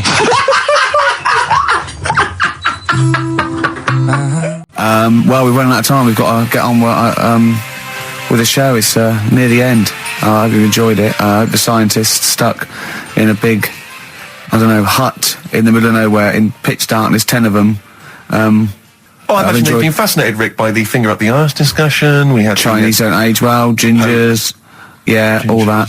The big fat kid. Well, actually, they're probably securing the knowledge that if they want to kill some time and it's dark, there's anything better than stick your finger up someone else's ass. Exactly. So enjoy that. But they've been hanging on for Rockbusters clues, I imagine. Here's the answer. So give us the clue again quickly. All right. So the first one was the fella let his wife know how he got the bruise on his legs. Go on. Right. That was Courtney Love. Yeah. Courtney Love. So that's Courtney Love. So that's the first one. CL. So that one's fine. The second one. That Potter lad. What am I doing? Letting that one Just go? let it go. Just let it go. Am I just letting that go? Annoyingly, we haven't got time to take issue with it. Rick. Okay. That Potter lad, he's got a lot of bottle, hasn't he? Doing all that stuff with the wizards and that. Go on. That's Brave Harry. Yeah, the Bravery, current sort of XFM band, the Brave Harry. That works as well. No, it doesn't. And the last one. No, it doesn't. No, it doesn't work. The Buddhists. It doesn't work. Won't be able to get in their temple without It doesn't these. work. Brave Harry. It doesn't work. Brave Harry. The Brave Buddhists, Harry. Buddhists won't be able to get in their temple without these. TM. That's Yeah. the monk keys, right? So who got all them? The monk keys. Who got all them? Right? Which band are called the monk keys? The monkeys. Oh, the monkeys. Yeah, the monkeys. What are they again? Is the tip included? Yeah, go on that one. Right. In Turkey. Nice. It's not actually. That's where I went, and there was them little fellas after Suzanne in the kitchen. What? What do you mean? We stayed we went to Turkey. You went to Turkey and there were some little fellas. Well, they had quite a few sort of midgets working in the kitchen. Why? Is it a theme? No, Was it a theme holiday? I don't know. Might get them cheaper or something. Was it? So they were get them working, cheaper? They were working in the kitchen, and one of them fancied Suzanne and kept sort of eyeing her up, and she was winding me up saying, "Oh, Not eyeing up and down, just eyeing her up. Anyway, no. So What anyway, was she doing in the kitchen? no, it's like a pick what you want to eat type buffet, but you have people clearing the tables and that ready for you to come along. Are they low tables? And he was just keeping an eye on her. What did he say though? Was he It was Turkish, so I don't know what he was saying. But he was Little fella, yeah. Did he? What do you mean a little fella? What do you mean little fella? Sort of dwarf-like. What do you mean dwarf like? He had magic powers or he was 4 foot? No, What do you mean, A Carl? little bloke, just like a normal bloke, but small. If you stood him in the desert, you wouldn't know. But he'd be hot at nothing first. around him. Right, Carl. You should watch out for the monkeys.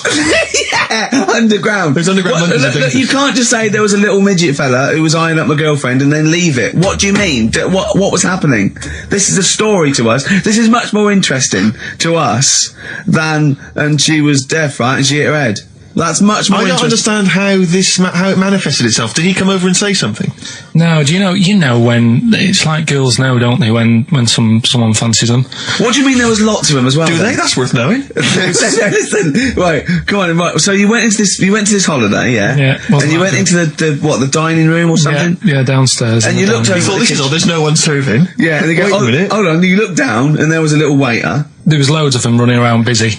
Why though? Why did they It get was summer. What do you mean? Because it was Loads of them. summer. They had more of them They on. come out in summer. They come out in summer. What do you mean they had more? What do you mean? Because it's busy, isn't it? Well, no, but they hibernate in the Why winter. were they all midgets? I don't know, maybe it doesn't heat stunt your growth or something. No! Well, they just happened to, maybe it was a thing that they did for tourists or something, I don't know. I just got on with my meal. It was a holiday, do you know what I mean? God. So some midgets serving. I'm not going to ask any questions. Right, okay, yeah. So they're all little fellas running around, and this one always was like, you know, oh, do you want a new serviette? You know what I mean? Going out of his way to sort of... for turning on the charm.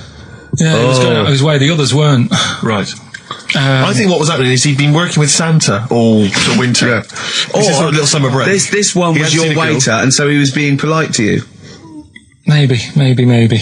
But what did Suzanne say then? Well, she was using it to wind me up. What was she saying? Oh, he's... Oh, just like, you know, look he may be small, but he's well, built like a... Yeah, he's all man. so... Were you jealous of a midget then? You were jealous of It him? is a bit annoying, isn't it? Why? It wouldn't bother me as much now, because I've been with her for ages. Right. But at the time, that might have been one of our first holidays, and it's like, you don't know, want to be what's going on? thrown I paid away for this holiday. Yeah. And then you get off with a midget? Yeah. Oh. So anyway, But it doesn't matter because you got chatted by a bearded lady. So. tell you what, no, that's got nothing to do with that. What were you going to say? No, What were you going to I say? was going to say the hotel was half board, and maybe. Oh, right. I thought you were going to say it's just one of her shortcomings. So listen, right? Play a record. Oh, that was great. That was very, very funny. What a indeed. wonderful clip that was. I enjoyed Do you it. remember that? Yeah. Wow. It was a few weeks ago, wasn't it, really? I mean, I think it was last week. we'd have to have very, very bad memories not to remember that hilarious clip. I'd like to hear that again maybe in a couple of weeks' time when I'm away. Yes, absolutely. It's embarrassing, isn't it?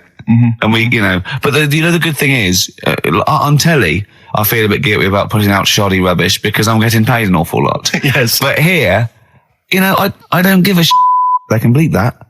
They will do. Eminem, Sing for the Moment, on XFM 104.9. I'm Ricky Gervais. With me, Steve Merchant, with 5 little hamburgers. Got 5 burgers here, yep. And so I don't know, how should we begin, Carl? Do you want to just look at the size of these burgers? Look, they can see it on webcam, can't they? They can see us stuffing these burgers into your mouth. And by the way, I'm filming this, Steve. Look, Brilliant. Look, I've got a little camcorder. We'll put this on unseen footage on a DVD or something. Or maybe on the website. On the Oh, Carl, what if you break the record? Okay, Carl, I'm coming round now to just monitor this and adjudicate. What's the web? If you want to see this on the webcam, what is it? xfm.co.uk. Right, okay. Hold on. So- Can I, Steve? I'm Can not I do being that? funny. I'm not being funny, right? But I think I have got like a bit of a wheat thing, You've got a bit of a what? a wheat allergy Oh, thing. don't give me that. No, seriously, my head's. I've been eating a lot of shredded wheat recently, and my head's got a bit bigger. Carl, I don't think you can let us down now, mate. So you just got to put that first No, one in. I can't put that like that in my mouth on its with. I've got to break it up. I've got to break it up. Can't break it up. Can't break it up. It doesn't say you can on the rule thing. It does. It It's got to be doesn't. a I whole can't thing. look. I physically can't. Try it. I can't look. I'd have to be Jay Goody to be able to do that. Seriously, look. Try it. Yeah, I know, but you're not approaching it right. That's it. Come on, go on. That's all I'm doing. Oh, God, he's not going to do one.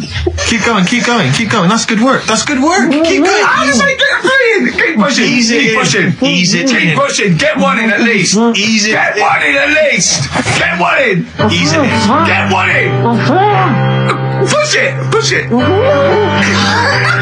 That's one. Let's go with another one. Let's go one more. I reckon you've got to rip it up a bit. Okay, do that then. See how many you can get in. You've got to get in 2. No, just one. No. Well, it's no, three, don't rip it up and I think. pack it in. What do you do? Pack your cheeks first. Honestly, Steve, my head is swelling a bit because I have got a wheat thing, a wheat allergy. That'd be good, then there'd be more room. Right, okay, look, Carl so is now that's- just sticking it in his cheek. Yeah. Don't eat any.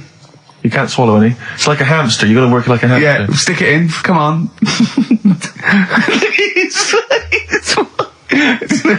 He looks like Marlon Brando in The Godfather. Come on. Don't lose any yet. Right. Pack it in, then use your fingers to pack it in. Come on. Wedge it in. Like you're grating the bath. I can't do this either.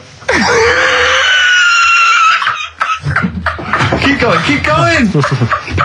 Keep going, don't give up so early! This is part of the problem. You just give up, Carl, too quickly. You failed again. It's like your history O level. Come on, Carl. Come on, do something well. Succeed at something. Push it in. You've got nearly half a burger there. Oh, I'll come round there. You're chewing. Don't chew. I've got a bit of food. I don't know what he said, but is that a whole one? No, it's not. I can see bits left. Come on, Carl. Come on, keep working at it. We keep working at it. But there's so much space in your mouth, I can see it. He's going red. Okay, we're doing another one. We're doing another one. That one then. We're doing a. Oh, are you alright? Are you going to be sick? Are you alright? Alright. Oh God, should we play a record? He's making my eyes water now. Okay, I'll find a different one for you. Find a different one for What about most grapes eaten in 3 minutes? I'll go. Do you want to do that? Grapes are easy, aren't they? That's easy. Great. Come on, grapes are easy. Come on, don't make him laugh. He's choking. He's choking. Oh, Carl. Quick! Keep going, Carl. Come on. What happened? Did you just throw up? No. Don't make him laugh. Oh, come on. We can make wine. Come on, Carl. You're doing so well, Carl. mate. I want to go. Come on. Only. Why are you making him laugh? That was a world record attempt. Come on. He's over. Keep going. Come on. You got 25 seconds. Come on. Oh, I think that was a shame actually, because you were doing well, but something went wrong. I know, and I think those are bigger grapes than the ones I've seen before. They're quite big grapes. Look at his face, he looks so despondent. Come on, Carl, 8 seconds. Just a few more. 5. Come on, what's the matter? 2, 1. It's all over, Carl. It's all over. Better count how many you did. You can get good at this. We can get good at this over the weeks. I think that was a fairly pitiful attempt, actually. I really thought you had a... It's interesting, actually. These are harder records than you might think. Yeah, I know. 6, 8, 10. How do you feel after that record-breaking attempt? Not happy with that. What are you not happy about? The fella who did it, was he in hospital and just had loads of grapes? I was bored. I'm sure he wasn't producing a radio programme, that's for sure. Well, to be fair, neither are you. What was tricky about it? What did you find hard? I think having Ricky standing over me, sort of shouting, "Go on!" isn't normal. No. But so that wasn't... He hasn't eaten any! Hold on, that's 50, you have to. That's quite a poor attempt then, by the seam of it. Would you think about trying to maybe do that again in a couple of weeks? Would you do some practice and try that again? Leave it for the experts. And I noticed a tricky point.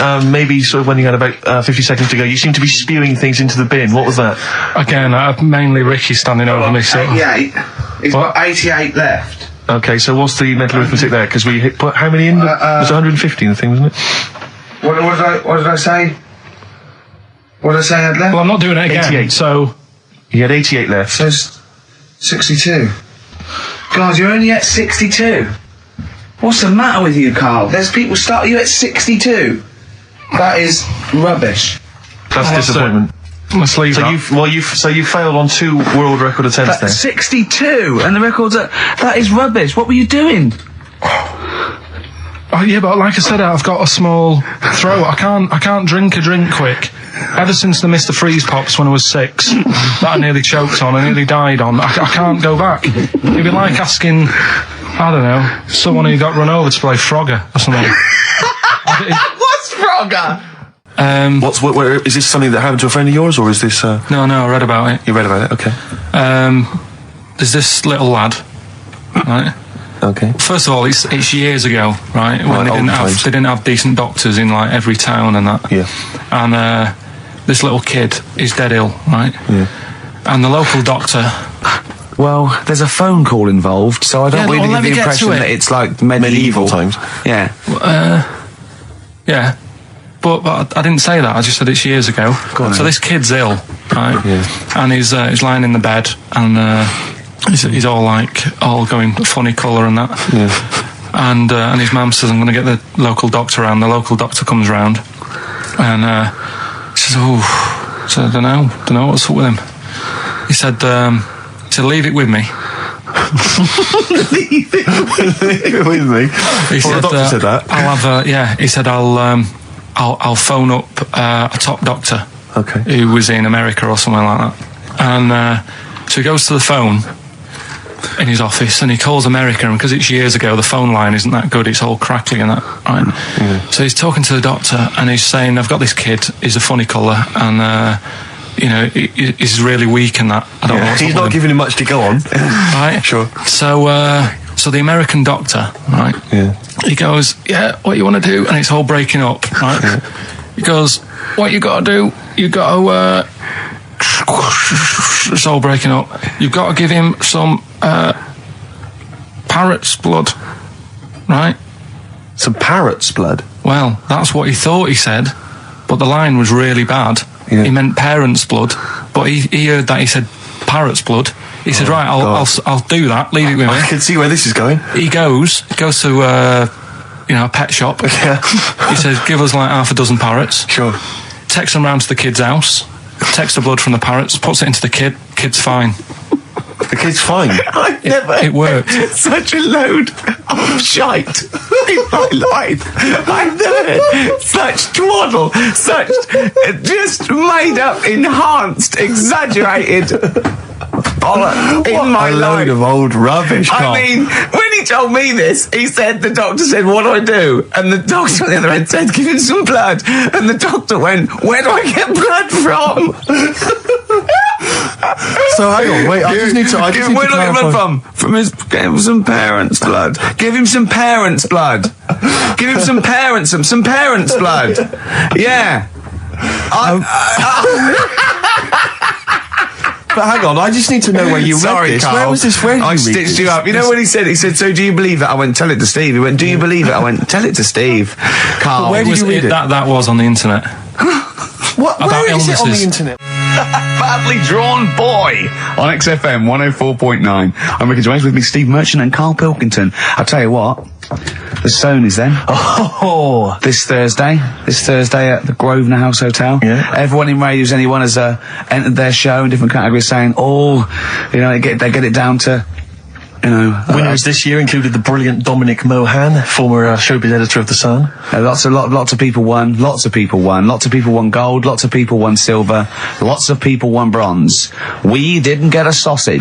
Nothing. This show was deemed not worthy of anything. I mean, not a look in. The panel looked at it and said, well, no, definitely not radio. Didn't get a vote. See, that annoys me on so many levels. Let me tell you one, right? I've never complained about losing an award, okay, ever. Yeah, mainly in TV. I know we've won a lot, but we've been beaten by Peter Kay. Good luck to him. He's brilliant. Beaten by Phoenix Nights, the sitcom. A lot of people like that more than the Oscars, vice versa, right? No qualms. But the shoddy shite that I heard that night beating us, I was furious. I don't understand. There's people regional. It sounds like hospital radio, right? I shouldn't even be on XFM. I thought, it's beneath me. Yeah. And I thought, well, give them a hand, right? Let's show them. And I want to know who the panel was as well. I do not believe it. How can they I was looking back over some of the shows, right, before I get Carl, and I've just done a little excerpt of, a trailer of what we do, what we're about, and I don't know how the panel could overlook this. Play a bit, Carl, please. Shaking her muff, minge and tits around does not make her a hoe, then what does? These kids at school with big heads. Carl, what are you talking about? Shut! Oh, my name is Holy Fuck. Right, Yeah. it's this monkey that was on a train station. Right. What if you mean cock to mean penis? But it was my Down syndrome son. Oh, chimpanzee, that monkey news. So we've still got monkey news coming up. You're an idiot. You know what I mean? That's, to me, quality broadcasting. I don't know how they can say that isn't worthy. That's what we sent in to the Sony people. They listened to that. How they didn't think that was dynamite stuff. It doesn't make sense. You know, I've been thinking about this since Thursday because I've been a little bit down in the dumps. Yeah. What I think it is that with the TV show, the TV stuff we've done, Rick, we put a lot of work into that. Yeah. We get the script, we got the script, we spend a lot of time on it. What this show is about, it's very much about spontaneity, it's about our personalities, and I don't think we're ever going to win an award for our personalities. I think that's where we're going wrong. Do you know what I think? I think that when we're together, with the auteurs of The Office and, you know, and we're strong on it, and we're just two. We write it, we direct it, you know, we cast it. We even worry about the font and stuff on the. You know, we do everything. There's a weak link in our midst, I think, on the radio show. Yeah. Right. Well, I'm just trying to think what the common factor is because on the award-winning TV show, it's just you and I. Yeah, I don't know. Well, I'll tell you what. Can we play a record and let me think about this because there must be something. There's got to be a factor that isn't in The Office that's in this. That means that The Office is award-winning and this is a pile of shite. It's interesting. I mean, I don't think our number one fan, Dickie Anderson, Richard Anders, was on the panel. Although he here has emailed in. He's got a couple of thoughts as to maybe why we. What is Dickers doing, man? Dickers says, "Commiserations on not winning a Sony. I can't believe you didn't win. Naturally. I mean, apart from your show's obvious lack of quality and effort, having a monkey for a producer, offering the biggest load of tat as competition prizes, saying hairy Chinese kid 48 times every show, Rockbusters, not bothering to turn up for weeks on end, only having 3 listeners, introducing the comedy characters Camp David, Harry Fook, which I think he spelt wrong there, Stephen Merchant. I'm not a character." Apart from insulting every race, religion and sexual orientation, bickering like schoolgirls... We haven't done everyone yet. We have not insulted everyone yet. There's loads to go. Despite the fact you generally bring misery into the lives of anyone who listens, I thought you were surefire winners. Better luck next year. Well, I mean, a couple of constructive, criticisms there, but generally, I still can't nail it. Was he on the panel? Well, I don't think so. Well, he's a fan, so... Yeah. Well, no, he's clearly a fan. I mean, he obviously loves the show. He has hit the nail on the head. Oh. Which... Yeah. But, what should we do? Should we give up or should we try harder? That's always my dilemma in life. Sure, yeah. I mean, I've always gone for the first one. Give up? Yeah, why bother? Yeah. If they can't see, just give us the award. Yeah. And then worry about it later, and we won't let them down. Yeah. Now they've got blood on their hands. We're gonna. Yeah. What should we do? To give a couple of months notice? I think so. Okay. Well, there you go. I mean, seriously. I mean, I think. I'm being serious. I'm not being wacky now. We haven't told Andrew, but I think we've won our course with this show. Yeah. So let's. Okay, we'll give it a month, and it's because the Sonys didn't give us anything. Play a record. Yeah. There you go. You got to do a bit longer than that. No, we haven't. Got to give a month's notice. No, you got to work till about September if you're gonna. No, we haven't. No, we give a month's notice. We'd, whatever, give the money back somewhere. Well, you give your money back. Yeah, I know. What are you going to spend your 80 quid on? True. Oh, that's a wonderful, wonderful clip, and a great record that preceded or followed it. I'm not sure. But could I make some dedications? Yeah. Because I last week.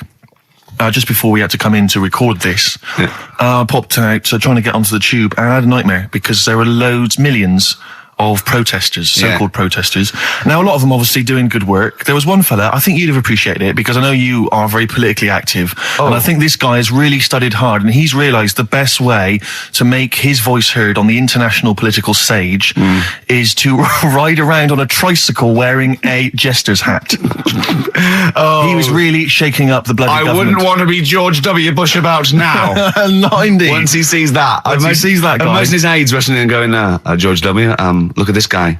Where's that? That's in London, England. Okay, call off the forces. Is that a large tricycle? Yeah. Is he wearing a nappy? Get me Colin Powell. Why'd you call him Colin, not Colin? It's the way he likes it. Don't about. Just call off the troops. There's a in a jester's hat. Call the troops off. Just bleep some of those bits. Right, here's the last clues of the year. You had, there's a load of letters there asking for advice. Put them on Claire's desk. That was F. That was for foreigner. Foreigner. I don't know what you mean. Claire Rayner, she took advice, she gave people advice, so that's a foreigner. That is shit. Right. I'm sorry, that may be Christmas, that is absolute A garbage. lot of people got the right answer. I know, that annoys me even more. The second one, ask your mum. Foreigner. Yeah. Foreigner. Second one, ask your mum if you should. That was S. That was Shalimar. Shalimar. Right? No, bizarrely, what was the clue there? Ask your mum if you should. No, we got a lot of people saying Smashing Pumpkins as the answer to that. But I don't know who's saying that to their mum. Smashing Pumpkins. Merry Christmas, Mum. Smashing Thanks Pumpkins. very much. Nice bollocks. Yeah, exactly. Oh, that's great. That's great. Right. Smashing Pumpkins. Your dad bought them for me for Christmas. Yeah. And the last one, Lovely plums. What, my Victorians? Oh, God. right, we've got to wrap it up. Come on, then. A couple of people were arguing in the supermarket at the fruit and veg counter. That was B, that was Banana Drama. They were like having an argument. What do you mean Banana Drama? Wait. What group is Banana Drama? What group is Banana Drama? So, You're a fool. You're a twat. Well, you say that, but you accuse Carl of that. You're also accusing lots of the listeners, including the winner, Nicola Rogers of London, and she wins those great prizes, and she got them bang on. So Banana Drama. so can we finish there now? Yeah. Yeah, What do you mean? What do you mean? Can we finish there now? Just play the ads and go. What? No, what are you talking about? We're going to play Johnny Jones Play all day. that then. Goodness me, Carl, look at you. We haven't got time. Merry Christmas, Carl. Merry Christmas, Carl. Enjoy the show. Let's give him a little kiss. Oh, a little kiss. Oh, no, I with tongues, it's Christmas. No, don't. Stop messing about. Get out! Ricky Gervais, Steve Merchant, and Karl Pilkington. Not done a lot. Maybe you should earn your money as you get to Mondays off for this 2 hours of nonsense. What are you on about? I've done loads of stuff. Yeah. Well, same old. Yeah. Let's have something new, something fresh. Well, I've been looking around, right, on the internet for stuff. On the internet. Yeah. Your Bible, where you get all your information about the world and the universe and morality from. And you know, like, how I always say to you, I don't really read that much of it, I just read the headline, Perfect. right? Yeah. Anna Nova have sort of nicked that idea to grab you. Nicked what idea? Well, to sort of get to the meat straight away at the top. Do you know what I mean? The headline to the story and everything. What? Right, these are But stories. the headlines already existed. That was why you thought that was a good not idea. like this, though. All right. Headline. Oh, these are all headlines, right? Vibrating shoes could stop elderly falling. Do you know what I mean? Oh, God. You don't need... Vibrating shoes could stop elderly falling. Yeah, that's the story. You don't need to read on. That's what I'm saying. Well, Right, could you because read on anyway? Can't be bothered. Read on anyway. Well, you have a look at that in a bit, right? All right. it's So interesting. this is frustrating radio if you're sitting at home. No, well, but it's not on. They've turned it off. If you want to know more, you know where to go. That's what I'm saying. That's what they should do in the news. Get the news done in a Bong. minute. There's a good story about Iraq. Right. Bong. Have a- look it up. shoes. Look it up on the internet. Anna Nova. Give us another bong. Bong. Family sick of living on Butthole Road. Oh, brilliant. Bong. Man wears same shoes for 60 years. Oh, bong. This isn't that good. Some fella pulls a train with his teeth. And in lighter news. I remember that. Triple Donald. This is very good. And the last one, man fails to break clothes pegs on face record. She's always good. Well, that's the one I did read on about. I love that. All those. That's the one he went on about. Go on then. Just Why is that news? He fails to make a record. So did I today. I know, yeah. I failed the long jump record today. Yeah. Didn't even take part. No, I was rubbish. But what are the rules on world records and that? I don't know if there are rules. There are certain things you can't. I mean, it's the Guinness Book of Records, isn't it? Really, that's the arbiter, isn't it? Yeah, but is there anything, if you said you wanted to do it, would they say, well, you can't do that? Yeah, they've stopped some gluttony records. Obviously, things that are in danger. It's anything that's illegal. Yeah, anything that's immoral. Yeah, like that American serial killer that just got discovered. Yeah. Having killed 47 women. I don't think he can make that into the Guinness Book of Records. No, because people would be trying to beat it, won't they? But there was some other story about a fella eating watches and that. That can't be good for you. So why don't they say, look, don't do that, do something else? He wanted to stay regular. Do you know what I mean? Though? I just wondered. What do you mean he was eating watches? He just said he was eating watches. He got about 3 in about a minute. How did he time it? Do you know what I mean, though? Look at Carl. I love that look at Carl. Carl is looking back and forth. You know when you sort of you go to a cat and it looks back and forth between two people? That's very much like Carl's looking at us now. Or when like a child sees a midget or something in the street. They're just transfixed, aren't they? And the parents go, don't stare. When we were pushing Ash, as our producer's in a wheelchair, and we were pushing him through the VC. Midget, we should make that. No, he's not a little midget. He's not tall. But we were pushing him through the VC, and this little kid just came up and just stood in front of him and looked at him. Yeah. I just laughed. It was funny. Do you do that? I imagine you get caught staring at things. Do you go up to people? Do you go up to people with problems and go, "Mummy, is that a monster?" Well, I was telling you one about when I used to go with my dad in the taxi. Oh yeah, tell us this story. Well, your father was a taxi driver. My dad he had loads of jobs, which he did back then, and they don't do that anymore, do they? People they don't have loads of stuff. Sure, but at one point he had a black cab, and I used to go with him. Used to get a beer crate and put it in the front of the black cab, and sort of sit just next to the meter. And anyway, we got this call, and like the guy on the end of the radio said, "Oh, you've got your son with you, haven't you?" So he said, "Yeah." So it's just like, we've got to pick up at number 11 Village Lane or whatever. And I said, all right. And it was this woman. It was like a woman version of the Elephant Man. Wow, the Elephant Woman. Yeah, it looked like... it was really strange because I was in the front of the cab, and when you're a kid, if something looks odd, you're a bit scared of it, aren't you? Yeah. And my dad was like, look, it'll be all right.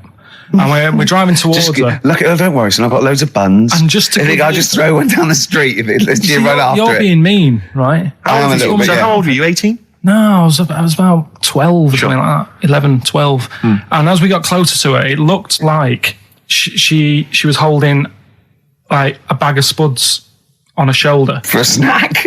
Right. And her head was all a bit mangled and messy and that. And my dad said, whatever you do, don't stare at her face. Yeah.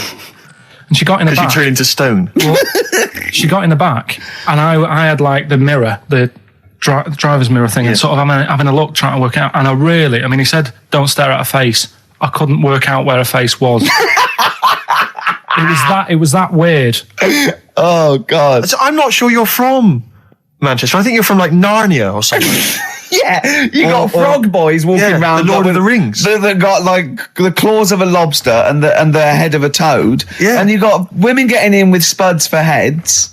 I mean, what is this not the place you grew up? This is mad. Oh, you can't believe it in London, can you? You come down and you go, look, symmetry. It must be amazing. It must be a thing to do with upbringing now, mustn't it? And because, again, do you know, I've said to you before, years ago, when I was a kid and didn't have any worries, good-looking lad, you go through it a bit, have a few more worries, and you look knackered.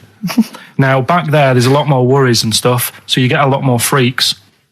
Whereas in London, everyone's like happy, aren't they? I love the fact that stress can cause your fingers to fuse and your heads to grow. No, but if she must have been really stressed to have a head.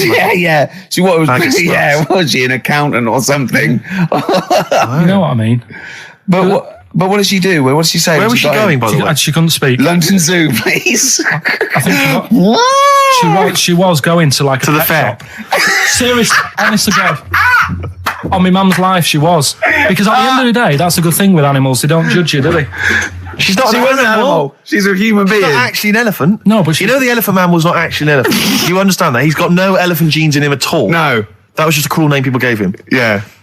No, it's the name of the disease, isn't it? Elephantitis. Look, so listen. So this woman, why was she going to a pet shop? She was going to a pet shop. To find a husband. Is this true? No, it is true, yeah. Oh, God. I'm not taking the mickey because it must be really bad for you. Of course it is. Carl, I'm going on to you today about cutting myself shaving. Yeah. I was going on about that. To think that she's probably not alive now, but to think... But you're saying that you're going to say this is a worse problem than a little cut shaving, aren't you? Yeah. Yeah. Do you know what I mean? I think you're right. Carl, there's a couple of key questions I need to ask. One, if she couldn't talk, how did she tell your father where to drive it? Did she have it written on a note? Did she point with her nose? Yeah. Right, this has got silly. Pick your song. But also, finally, where did you say she lived again? It was like in a village. a little small village. Right. Just head them out of the way. All I'm saying is we could maybe get like some sort of coach, book some coaches, get a coach party up there to have a look at her. Take some photos. And now you can make some lemonade. The offspring of a woman and some spuds. Yeah. We should go in a competition. Who's the tastiest cartoon ever? Well, actually, I threw up Cheetara. I threw up Jessica Rabbit. I've had some people contribute here on the email. We've got someone here. Dom has emailed us. He's told us that for him, Daphne from Scooby Doo. Yeah, popular choice. And obviously, this is one I've never quite understood. Wilma from the Flintstones. I've actually always felt that Wilma. I don't know. I just thought she was a bit. No, not Wilma. Betty, surely. Yeah, Betty. Well, this is what I'm saying. Wilma. I mean, yeah, Betty, surely, but Wilma. No, I mean, she's quite homely. Betty, come on, Steve. You wouldn't say no to Wilma. No, I suppose not. If it was I'd be worried about Fred if you found out. I'd hate to do it, you know. I don't want to do it to Fred. He's a good guy. He is, isn't he? He's a bit of a chump. Whereas Barney, to be honest, I don't think he deserves Betty. Do they both work in the quarry? Because, I mean, let's be honest, Fred, not a smart man. I mean, he obviously didn't come out of rock school with anything other than a couple of basic O-levels. I know, but he's a hard-working, sound sort of guy. They got a big house, they got like a TV, they got that bird thing. Yeah. I'll be honest, if I was Fred, I would be a little bit disappointed that my kid does nothing, whereas Barney's can lift up sort of tall buildings. Sure. Bam, bam. He's a very strong... You know. I mean, interestingly, Fred loves his job. He's always yabba dabba doing at the end of the day. He does spend the whole day lifting rocks from one place to another. I'll tell you what, I wouldn't take that from that cat, though. I would. If a cat picked me up by the scruff neck and put me out, right, on the doorstep, I'd go mental. I'd get rid of it. It is a saber-toothed tiger, though, Carl, so it could rip him to shreds. It's not like a normal domestic cat you have nowadays. You know when they go to the drive-in at the beginning? Yeah. And they order, maybe some ribs. Yeah, that huge rib, and it tips the car over. Yeah. Was that her first day on the job? Because I've never been ordered before. Yeah, I always thought she'd have realised. Yeah, we're out of pig. We've got Brontosaurus rib. Exactly. Because, won't that knock the car over? No, it won't. I don't know. Rick, can I tell you now? That was an accident waiting to happen. It was really, wasn't it? Yeah. And it did. Oh dear. Mind you, I went to Texas once, and I had some ribs, and it was like the Flintstones. It was huge, and not only did it look too much like an animal that I couldn't actually eat it. I don't know who could eat it. I mean, seriously, it was 2 foot long. Yeah. And all the rib, it was like half a rib cage. And it's incredible. My friends lived in Texas for a while, and they once were in a kind of diner, and there was you know those kind of benches that are attached to the table itself, like a kind of picnic bench. Yeah. And this huge fat guy came in, he came wobbling, he ordered like this kind of everything you can eat meal, and his fat kind of sort of, you know, kind of his big fatty fatness fatted on the fat table. It wrapped itself around the table and everything. He was chowing down, and when he tried to leave, the table came up with him. Oh no! Imagine that! I mean, they are fat, aren't they? They're big people. They're huge people. But it was that thing we were talking about before, that bloke on Jerry Springer Show who was like 80 stone, right? Now, I felt quite sorry for him. He was really sad and he was crying. It is rad, but my point is this, right? When he got to say 50 stones, didn't he go, that's too much, that's not enough. For a land animal. Exactly. Do you know what I mean? Yeah. That's big, isn't it? I mean, I'm getting worried. I'm 13 stone, and I'm genuinely getting worried. I'm thinking, oh, yeah, God. When you've got that big, when you've actually got your own mare. yeah. When you have to get in helpers to look what the scale says. Yeah. Like 4 or 5 people lift up your belly and go, it's 52 stone. You go, that's too much. Exactly. I'm going to only have 9 breakfasts when you begin to appear on the Ordnance Survey map. yeah, exactly, yeah. When you've got your own symbol. It's like, we can see 2 things from space now, Fatty and Steve Merchant. We'll be landing at about... Well, no, I'm just saying, you're not fat, aren't you? You're freakish and big. Just another quick thought. Someone's mentioned Daphne from Scooby-Doo, and but I've always had a soft spot for Velma. Velma? Because Velma's got glasses. I mean, I'd have She's clever. Can I tell you what would have happened if I was in that environment? I was maybe on the... Your glasses would have got tangled up. I'd have always had I'd always been making a play for Daphne, right? And Velma would have fancied me, but I'd have always ignored it because I was playing for Daphne. And then when I finally realised it was never going to happen with Daphne, I'd have blown it with Velma. Maybe not, though. Maybe not. Sometimes those, they might, appreciate honesty and go, listen, I've been hitting on the good-looking one. Yeah. Oi, Four Eyes. Yeah. Do you fancy it, Chubbs? Exactly. Something like that. Let's be honest, is what you're saying. Well, yeah. I'm wondering, I don't mean to be libelous, but Velma, she was quite short, the glasses, the short hair. Lesbian. Hung around with the dog and lesbian. The bloke. I'm beginning to wonder if she was... Yeah, maybe. I was like, see... Unfortunately, I said lesbian there, and you still carried on with your assessment of what it is to be a lesbian. It's bad enough doing the cliches of having short hair, but you said the dog. Yeah, well, she hangs around with the dogs. Do lesbians do that? Well, have you seen some lesbians? They're right dogs. Good night. Have you seen what I've done there? You know what I've done there, Rick? Comedy award winning. Oh, God. The first cut is the deepest. Let's hear it, Rick. On this album as well is The Killing of George. Georgie Part 1 and 2, remember? About the gay bloke. Georgie Boy was gay, I guess. His favourite song. Carl's favourite song. Yeah. Right? And I was going, oh yeah, I remember that, yeah. I said about, and I said, did not intend to take his life. He just pushed it when he gets mugged and killed. Do you know what he said? Go on. I was sitting outside, I was singing, he went, well, as I said, they go out too late. They go out too late? He meant gay people go out too late.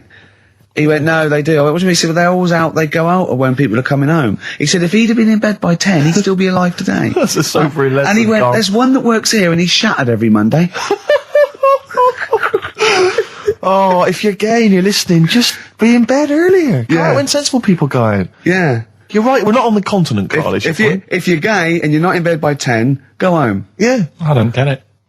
Now, right, okay, it's the film review. Carl, you just tell it from the heart. Tell us what you thought about the film, what you thought the... Can I just ask, is this the first time you'd seen Gladiator? You'd never seen it before? No. Okay. And what were your thoughts?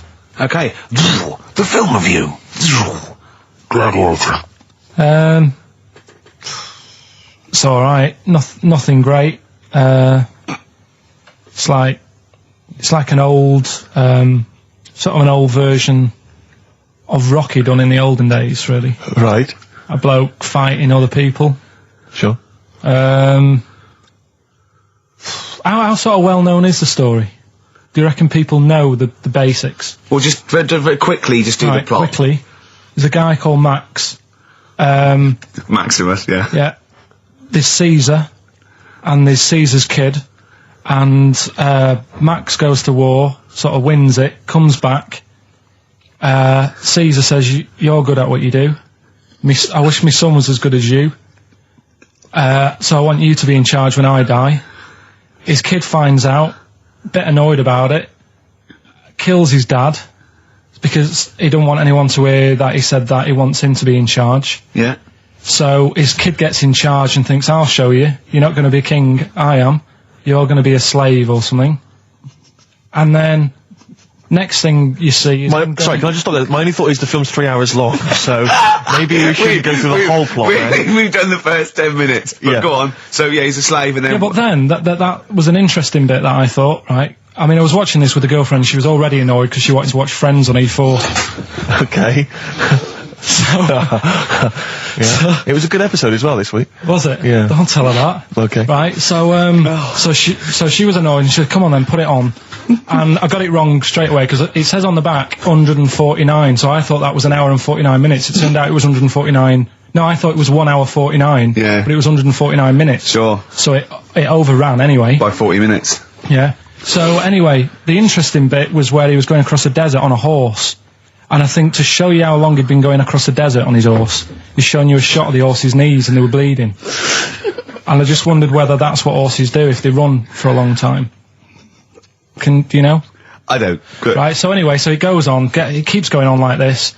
He's a slave, and then he has a fight at the end with the Caesar's kid, and he kills him.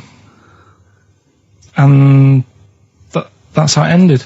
Okay, good. What did you think of it? Just generally, what bits... What do you think was wrong with it? Right, well, I've read up on it, and there's already a fact that is wrong. Right. Caesar's kid, he didn't actually kill his dad. His dad died of a natural death. Right, in real life, you mean? Yeah. Okay. And what's Caesar's kid's name? Comedian or something? I think it's comedian, yeah. Yeah. That's where the name comes from. When a funny person is called a comedian. He didn't actually get killed in real life by Max. No. He died by his sister poisoning him, and he didn't die. No. Are you saying that this is not a historical document? It's wrong. All over the place. Yeah. Well, next week I'm giving you Braveheart, and that is actually true. That is factually accurate. I can't handle it. It is. It was a little Australian fella that helped him out. Just for people who watched it, Go you on. know that the guy, Caesar's kid, Yeah. he died his sister tried to poison him. That didn't work. Apparently, he was a gay fella, and his boyfriend, who was a wrestler, strangled him. That's Where did you get this information? On the internet. I thought I'd look it up to see how much of it I actually got right. Yes. And that's what I read. Okay, so out of 10? 5. Really? Yeah. Okay. It's no good. I wouldn't get it out. And it's annoying the way it says, like, you know, this film's got to be seen at the cinema, because I saw it at home and I don't think I missed out on anything. Very good point. I think that's probably the point they're making, but yours is valid too. We'll play a record, and after that I'm going to ask you about Rasputin, the Mad Monk. Go on then. When things like that happen, right, you know, you've been told not to mention it. Yeah. And you're like a little kid. Yeah. And once things are in your head, yeah, it's difficult not to mention it. I mean, when I was a kid, yeah, right, my mum's sister Hazel, right, was seeing another bloke. It's weird because she's a lesbian now. That's really weird. That must have been an interesting Christmas. But anyway, she was seeing this bloke, and he looked like Ken Dodd, apparently. He looked like Ken Dodd. Looked like Ken Dodd. So people said, don't mention it, because it gets on his nerves when you like meet him and you go, oh god, you look like Ken Dodd. So I said, all right, his name's Will or whatever. And I was introduced to him. First thing I said, nice to meet you, Ken. Did you do it as a joke, or did you? No, because you know when you know that he's like, I'm not allowed to say that. I can't say that. I mustn't say that. Can't. And then I saw him. I thought, Jesus, does look like him. It just came out. Was it Doddy who turned her into a lesbo? Do you think? Well, he wasn't a good-looking bloke, so possibly. She started going out with Esther Ranson though, which is weird, out of the frying pan. What was the story with the lesbianism then? How did she announce that to everyone? What age was she when she realised? Well, I mean, we're not a close family. Do you know what I mean? We're not the sort of family who keeps in touch with everyone. And I think my mum called her up one Christmas and sort of said, you know, how's the Diddy men? Yeah, how's Nutty Ash? And she said, oh no, I'm not. I don't do that anymore. I'm knocking about with Sandra or whatever. Right. And it was like, oh right. Not big butch Sandra with the big earrings and the skinhead. He used to live down the road from you. I don't know. He used to get Doc Martens wholesale.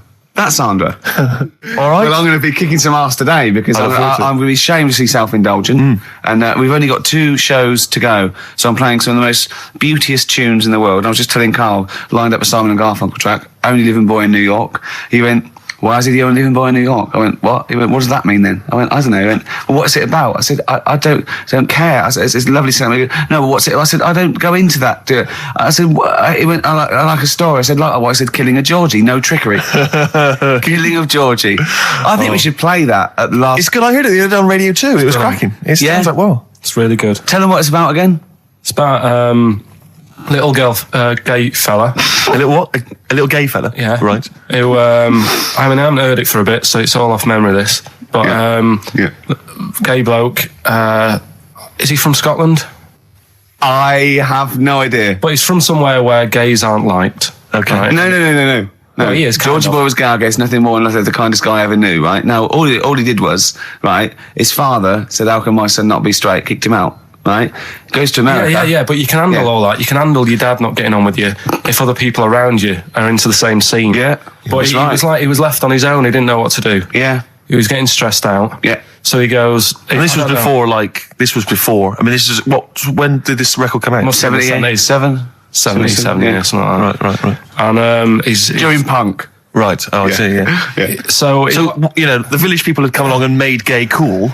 Yeah, that had already happened. Yeah, but it wasn't respected. But he was watching the telly or something, and he saw that New York had loads of them over there, and they're all having a good time. Sure. No, sorry. At no point in the song does Rod Stewart say little gay Georgie was watching telly and saw loads of gays in New York. At no point in that song. No, but this is what I like about that song. You sort of picture what's going on. You make it up. Yeah. Okay, so the little gay fella was watching telly, and there was presumably the and now from New York, the gay show. Yeah, or whatever, because it was a big scene over there, wasn't he, in the 70s? Yeah. Okay, right. Go on. So he goes over there, and he's having a great time, and that. He went to New York Town, very quickly settled down, soon became the toast of the Great White Way. Yeah, they loved him. All the old queens blew a fuse. Yeah. Yeah. And then, I don't know, he was out late one night. Yeah. And he's walking home. Yeah. and gets attacked, gets killed, and is lying in the They gut. didn't intend to take his life. They just pushed their luck a little too far that night. Yeah, you see? So, Yeah. but what's good there? Is it good that he had a bit of a good life and was able to be himself? Yeah. Or should he have stayed in Scotland? He didn't come from Scotland. Again, I really... I think, is there any way we can get this song before the end of the show and play it? Because I've heard it recently. A lot of people listening will have never heard this song. They won't have any idea what we're talking Can about. I say what you said when we were talking about that song once before? Is it bad? It might be, because we were talking about, Georgie Boy, and he, got it. I don't know. What? It's when you said... Well, no, it's a fact. I don't think if... He said, so it's looking at Georgie, he gets out, dies, right? He goes, well, they do go out late. I know... Gay people I go know out a few late. gay people, and they start to party late on. That's what, in Soho, right? Girlfriend got in a cab, right? Suzanne was in a cab, and the cab driver was taking her to an early start, right? She works at the BBC. Early start, 4 a.m. It was going down. It was mental in Soho at 4 a.m. Yeah. They were all still like starting the night out. How do you know they're gay? It's Soho, isn't it? Fair enough. Okay. Play a track. I'd love to be able to try and dig this out. Yeah, we will. This is Simon and Garfunkel, The Only Living Boy in New York. It's lovely. You know, when I went to the BAFTAs with you, and I wasn't really enjoying it, you were like... He's what? No, you didn't tell us this. Ungrateful. There are so many You're people. like a little charity case. You're like, oh, I had God. chicks queuing up Yeah. around the block. You wanting to usually come. have to. I know, but I Someone told like you you. would have to write to Jim or Fix It or Esther Ranson to get them to meet us sort of people. And now it's on your doorstep. I'm amazed that you didn't enjoy it. Why didn't you God. enjoy it? You got to walk down the red carpet. You went in. There was George Best, one of your footballing heroes, was there. A load of was other good. big names. You sat there, at prime position. You came backstage with a load of other big names.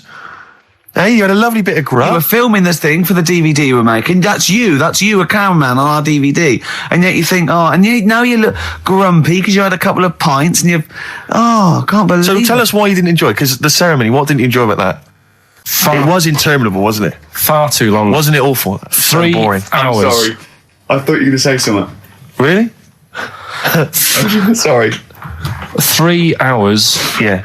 I mean, I suppose for you two, at least, you were going to get something. Sure. Yeah. But with me, it's like, I mean, I've never graduated or anything, so Have you not?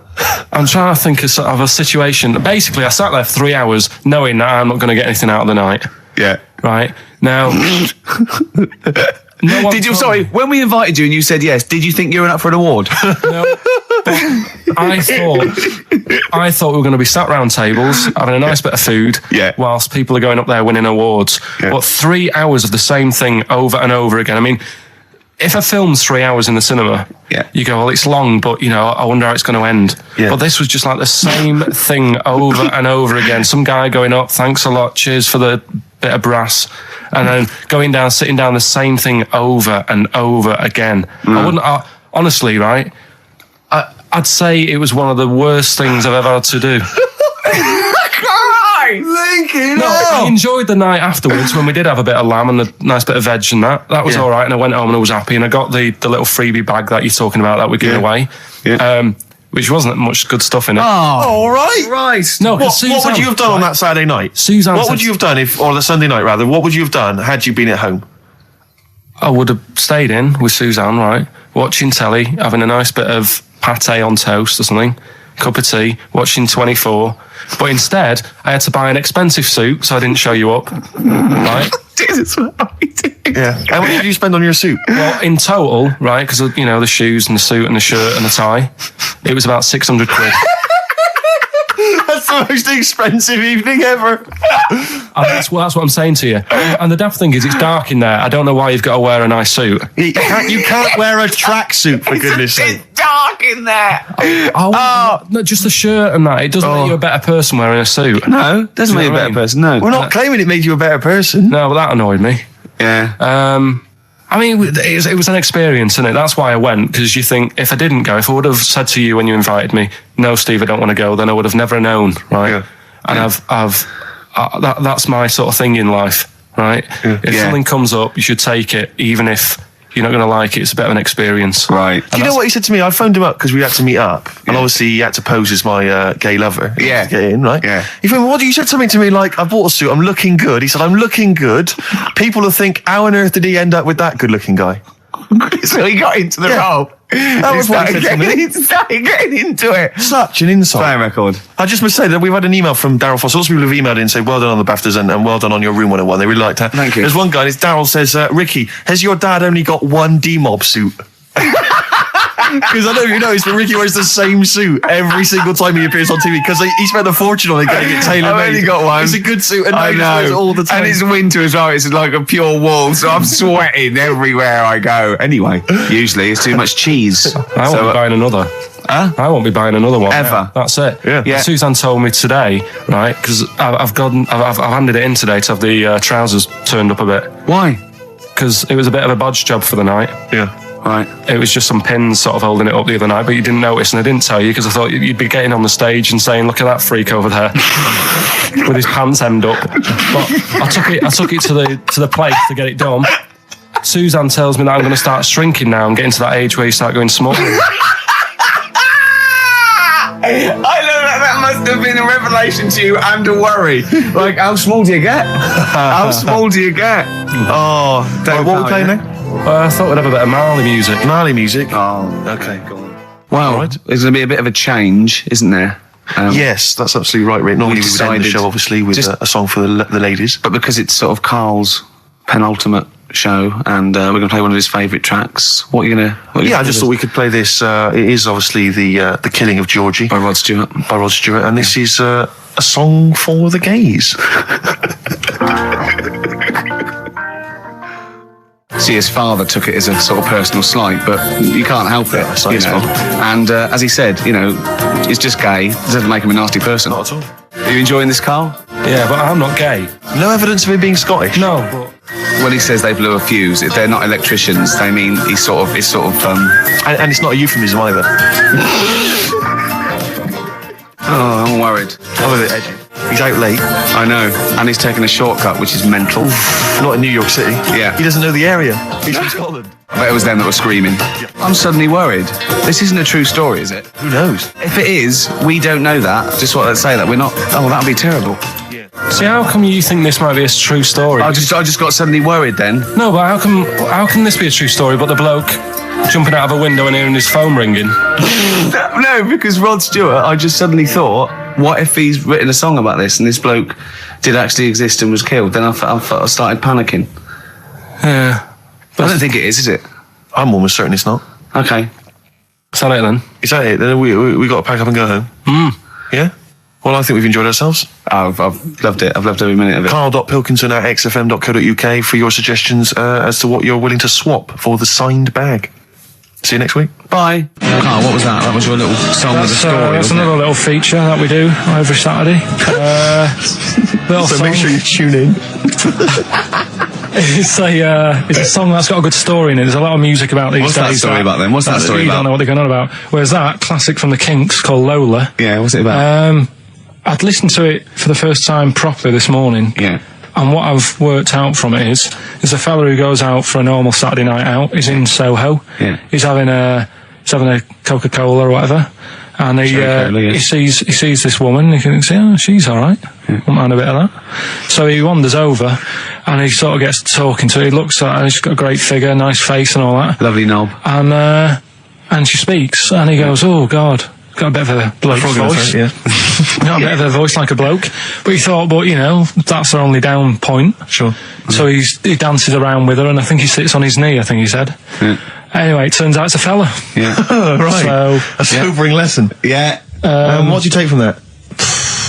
look always sort of, if you think you might be talking to a bloke in drag. just look at his sort of Adam's apple. And he'll probably have a hairier arse than a woman. Yeah, I think you've gone too far then, though. I think you're already getting too close. It's a bit late to pull out. No, pun intended, definitely. There was a pun intended. Oh, was it? Alright, was it? Yes. Alright, okay, we don't be disgusting then. Right, okay, right, the results of, We ain't got a winner for the first time. Yes, we have. We've got loads. Feature for We've got loads of winners. No, we haven't. We've done this feature for 3 weeks. This is the first time I've managed to sort of... Well, let's go through them then. What have they got wrong? The first one. The first one? What was the first one? Well, hang on, let's do them in reverse order for a second. So what's the last one? The last one, the clue was, that bloke does sport on the telly and he's got a little kid. What's that? That's Destiny's Child. Des, who does ITV Sport, has got a tiniest child, right? No, that's fine, they got that. Destiny's Child. What's the middle one? Well, the middle one. Right.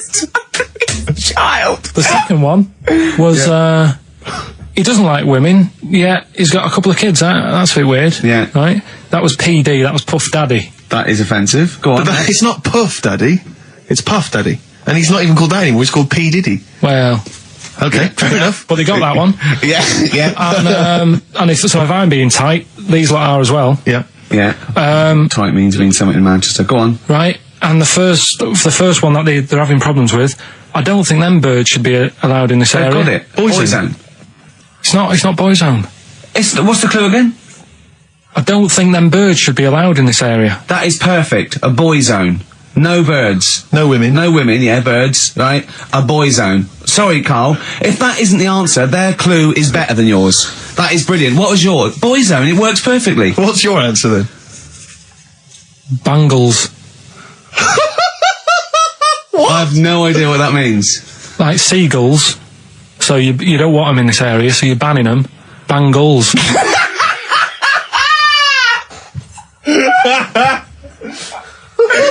Oh! Well, give it to Boyzone, because Boyzone's better. Don't use birds being loud in this area, it's a Boyzone. I think we should have a rollover.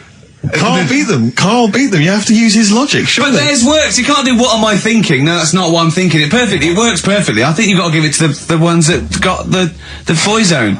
Well, how about, right, because they didn't actually get into my head and my way of thinking, heaven right? forbid. How about we just keep back the David Attenborough and they can have, I'll chuck in the Hellraiser, right? Okay. And Blondie album and the Madness one. Yeah, okay, pick a winner at random. Pick a winner, Steve. I'm going to give it to Paul Sloman, who got those answers, and he also says, P.S. Carl, you're a moron. So I'm giving that to Paul, and good luck to him. Right, well, he's got a crazy night tonight. If we can rush these over to him, he's got a cracking Saturday night. Well, if I'm a moron, I might get your address wrong when I send them to you. Coming right back at you, Paul. Yes. Right. John, play your song. Carl's annoyed because they didn't get band goals. A song for the ladies. I think we seem to have missed this a lot of weeks, but I've been wanting to play this for ages. It's not like us to forget things. This is a band Frente, who kind of came and went and no one was particularly interested, but they did do this lovely acoustic version of the New Order tune Bizarre Love Triangle, and this just shows you how incredible the melodies and the words and everything are. Brilliant. I'm New Order. Just play this. Good night. Bye-bye. Is this in the week? Do you reckon Richard Anderson will be back next week? Yeah, Richard Anderson will not miss this show. Kids, they know too much now. Yeah. You despair. Yeah, no, right? Yeah. Listen to this one, right? Go on. My dad had me niece in the car, right, running her to school one day, and she was in the back of the car with a mate, and they were chatting away about stuff like kids do. And they got onto the topic of one of the mates who they said, I mean, you've got to remember, my niece, this point, was probably about 5 or 6, something like that, right? In the back of the car, talking about My Little Pony, whatever it is they play with. Subject changed. That Lisa in our class, she's a lesbian, isn't she? Right. That's what they were talking about. Yeah. Chatting away about it. Just openly talking about lesbianism. And probably, this is the topic that they're talking about in the pub when they're having out drinking. Yeah, but they might have thought a lesbian was a funny word or something. You don't necessarily know the ins and outs of it, do they? It's weird though, isn't it? Because when I was younger at school, you didn't you swore a little bit, but it wasn't like major swear words, and you sort of did a little bit of nicking, but nothing like they get up to now. I mean, my girlfriend, when she was about 7 or 8, she was walking to school with her mum, and she called her a C-U-N. Right? You are joking. No, she said, because she thought it was she said she thought it was a big furry animal. So she was being nice, and I remember, where'd you do that? Where'd you do that? Just heard it at school. So they might not know what it means. because I'm thinking maybe, did you start the show with that particular kind of manner? Just because obviously a lot of new listeners, I imagine, thanks to the massive poster campaign, and you obviously want to impress them and charm them. There's a few examples today of irony coming back and biting you. Yeah. That seemed like a funny idea at the time, me posing that up. But Jonathan Ross phoned me up when they first went up and he just said, I've just seen a big poster of a predatory gay. Yeah, you do look a little bit... Hello, what's your name? Would you like to sit down here? And then you're in the background. And also, I think the funny thing about having you as a partner, I mean, the only good thing is that you look weird and tall, like too freakishly tall and lanky. But in that one, no, because your background and you're smiling, you don't look as weird as you do in real life, or as freakishly tall. So it sort of ruins it a little bit for me. They found out that scientists. Oh yeah. I've found out 17th century that like now 1 in 10 rams are gay. 1 in 10 rams are gay. Yeah. So that was like wool it. That's how I could get that in. They got a load of gay and straight rams. Right. They worked out which were which first. They said, right, that bunch there is a gay bunch. They looked better. They just had more pride in their appearance. And the other ones, the straight ones. And then they gave them to this scientist and said, right, go on, do what you got to do. And they took the brains out of all of them. Just to check. And they did tests on the brain, and it worked out that they've got something smaller in the brain. The gay ones have got something in the brain that makes it smaller. And they said, right, well, that's probably how it's going to work on males, on like males and females and like humans. So you took from this that gays have smaller brains than straight people? No, there's something in the brain. Right, so if someone's saying, oh, I'm a gay, or they're not sure or whatever, they will now be able to find out. So you can go to the doctor and to find out if you're straight or gay. Is there any gay in my brain? Let's have a look. Do. You've got a little bit of a gay in you, yes. A little bit of gay in there. Yes, you've got the you've got a little bent cell there. Well, that's why they did it anyway. I don't understand how they could differentiate which was straight and which were gay to begin with, before they then gave it to the scientist. Wasn't that what the scientists figured out? How could they tell? There's one theory that it is genetically determined. There is one. There is a theory that's genetically determined, but I don't think it's as easy as pulling a sheep's brain apart and finding a little pink sort of like blob in there and going, right, we've taken the guy out and now he's going to go and shag some ewes. I don't think it's that straightforward, although homosexuality does occur at a similar sort of rate in animals, I think. Yeah. So you knew that, didn't you? So that's that one. I mean, I just like the idea of the farmer figuring out which is straight and gay. Well, that one's wearing quite a camp-looking neckerchief. So I'm thinking maybe he's gay. Is that? Yeah. I love the fact they can. That one's a big fan of Sophie Ellis-Bextor. They put on ABBA and see which ones dance. Exactly. That's how they. Which one? Yeah. Put on like Barbara Streisand and see which ones sing along. It is rubbish. What did I find out? Did you just say that is rubbish? No, I found out other stuff in the week that didn't make the top 3. Wow. We haven't even had this must be mediocre stuff. This must be really bad. Or it might be dubious. Go on. We've got to think proactively now. We've got to sort this out. See, there's always other things going on in my mind when I'm in that pub quiz. For me, it's just a little bit of fun. Sure. It's a night out. Do you know what I mean? Suzanne enjoys it. Yeah. Bit of a get together. We have a chat beforehand. Yeah. We have a bit of fun. Yeah. But there was other things on my mind. Carl, I could do that here. I don't have to lose a tenner. Wait, what were you thinking during the quiz then, when the questions were coming out? What were you thinking of? Well, what it was, right, just before the quiz started, I had to go to the toilet, right, because the rule is, right, people who don't go to it, once it starts, phones off, no more toilet. They take it dead serious, don't they, right? Yeah. So, I went to the toilet. Now, I'm not being out of order here, it just got me thinking, right? I went to the toilet. The gay fella in there, right? There was a gay fella in there. Gay fella in the toilet. Now, how could you tell? How did you know? Just typical, everything about it, right? Everything about it, right? Yeah. Oh. What? Large handlebar moustache, leather cap, butt plugs, amyl nitrate. Could I just say that These views do not reflect the views of the management of XFM or me and Steve. Or most of the people in this country. Go on, Carl. What's your problem? Yeah, but this is what I'm worried about, really. But this is why I only got Danny Minogue right. Right? Because this was floating around my mind. Went She's to a the big toilet. gay icon, Now, isn't she? go into the toilet. They have like men's cubicle and they have women's cubicle. Yeah. Now, without sounding out of order, is it wrong for me to think gay men should have their own little cubicle? Call in! They should have their own... Well, not cubicle, you mean an actual toilet, I suppose. When I was at the urinal, Yeah. normally, you know, there's a fella there and then you go, all right. And there's no pressure. But I couldn't go. I was thinking, should I wait? If I go into the toilet, it'll look obvious.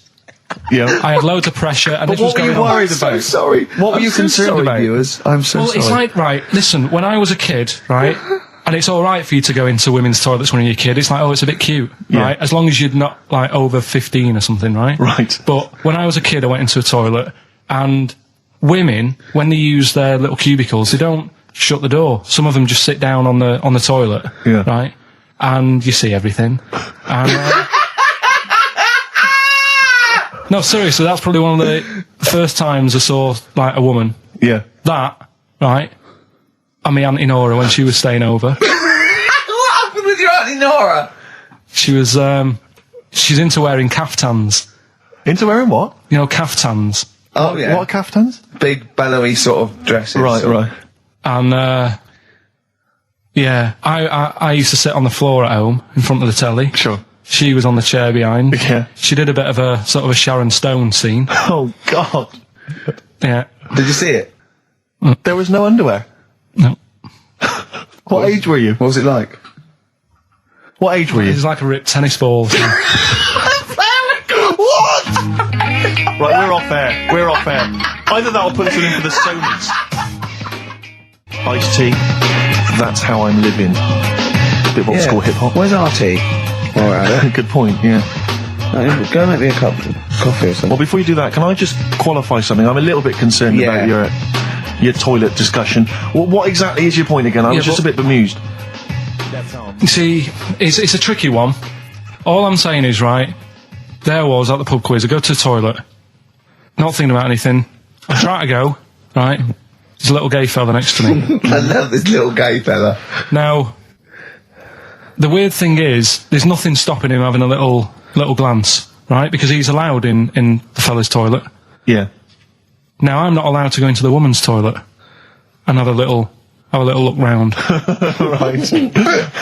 So all I'm saying is, should they have another toilet area? What, for gay people? Yeah. And so this would be gay men and lesbians? Is that going to complicate things? Well, I mean, I can only assume. I mean, to what point? I'll ask you a question, right? If you're intimidated, that's a shame. But you know, most gay men aren't looking at your knob. You know that. What do you mean? I can only say that 99.9% of gay men who use a urinal standing next to what they assume is a heterosexual man aren't looking at his knob. And what they're doing then? They're emptying their bladder. No, but the thing is, I can't talk politics for Carl. you're saying, like, you know, about would you have one toilet for lesbian women and gay fellas, right? Well, does that mean? Yeah, would it be mixed? Would it just be? Well, would it have a man on one? That's heterosexual man. One little picture of a woman, and then what? What would the little icon be? A man and a woman? A man and a woman. Just having a chat? Yeah. In pink and dot But lines. you couldn't mix them because then what would happen is you'd get people who are going, oh, I'll play up to this a bit, What, pretend to be gay? and yeah, you know, sort of grow a moustache and shave their head. And pretend to be a lesbian. Right. Yeah. So, I see. So, you know, people pretending to be gay so they could go in and have a look at the lesbians. Yeah. Right. So that would mean that we need 4 cubicles now, would we? Yeah, no, this is fine. 4 cubicles. So every pub How now... many toilets do we need at the Every pub's moment? now got 4 toilets. Oh, Carl, bisexuals. Yeah. Now, interesting. Bisexuals. How many toilets do we need now? Call the council. Do you use any? Huh? No. No, because they're interested in everything, aren't they? Because the little bisexual fella will be looking at your knob. Right, with them, Yeah. what you do, you just have a door, you open it, and there's one urinal there, so you can't get a queue. They have to sort of wait. I just thought that, well, why can't there just be a thing between the urinals so no one can look at anyone else's nut? Wait a minute. Just to go back to Ricky's point, what stops, even if we've got the toilet for gay men, what stops the gay men who want to have a look at your willy going in the regular toilet and pretending that they're straight? Most men don't wear gay across their No, head. exactly. They don't have a tattoo. There's no branding yet in the British house where they have to declare. So we're going to have to expand this. What So we've do all got to carry identity. Do you know cards. you can see a gay, can you? Coming a mile off. No? No, I'll just hold it in next time. No. Can you tell gay men? Do you know a gay man? I'd say probably if you did if you lined some people up and said point them out, I reckon I'd get. But hold on, we're not talking about people dressed in leather with the arse cut out and an handlebar moustache. Yeah. We're talking about the everyday, non-seen. Of course. Yeah, but I mean, suppose I put you in a room and there was 10 naked men, right? Yeah. And there's 5 gay men and 5 hetero. Could you walk along that line looking at those gay... Am I naked? No, you don't have to be naked. Why would you have to be naked? To catch them out. Play a record! How would you catch them out? Don't go into it. Don't go into it. Play a record. Miserable now. Would you share a toilet with Morrissey? From Manchester, you have a lot to talk about, wouldn't you? Yeah. We've had an email, Rick, from Jim, and he's just simply said, what about a separate cubicle for bold Mancunians? Wow. Makes a lot of sense. Yeah. You just have your own toilet.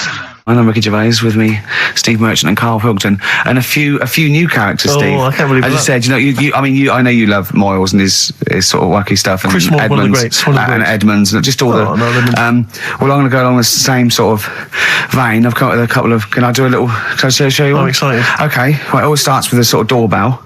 Okay. So it goes, ding dong. I go, oh no, hold on, Steve, hold on, Karl. Who's that at the door? Yeah. Hello. Oh, hello. Oh, look, it's Camp David, the right queer gay. Oh, hello, you look all gay today. Is that because it's nice weather? Oh, no, that's not what it means. Oh, have you got a girlfriend, Camp David, the right queer gay? No, but I've got a boyfriend. Oh, bye. Right. So there you go. We'll be hearing more from Camp David, the right queer gay, and Holy Fuck the Funny Little Chinaman. What? All right, Karl. Yeah. Is that your sort of humour? It might not be your sort of humour.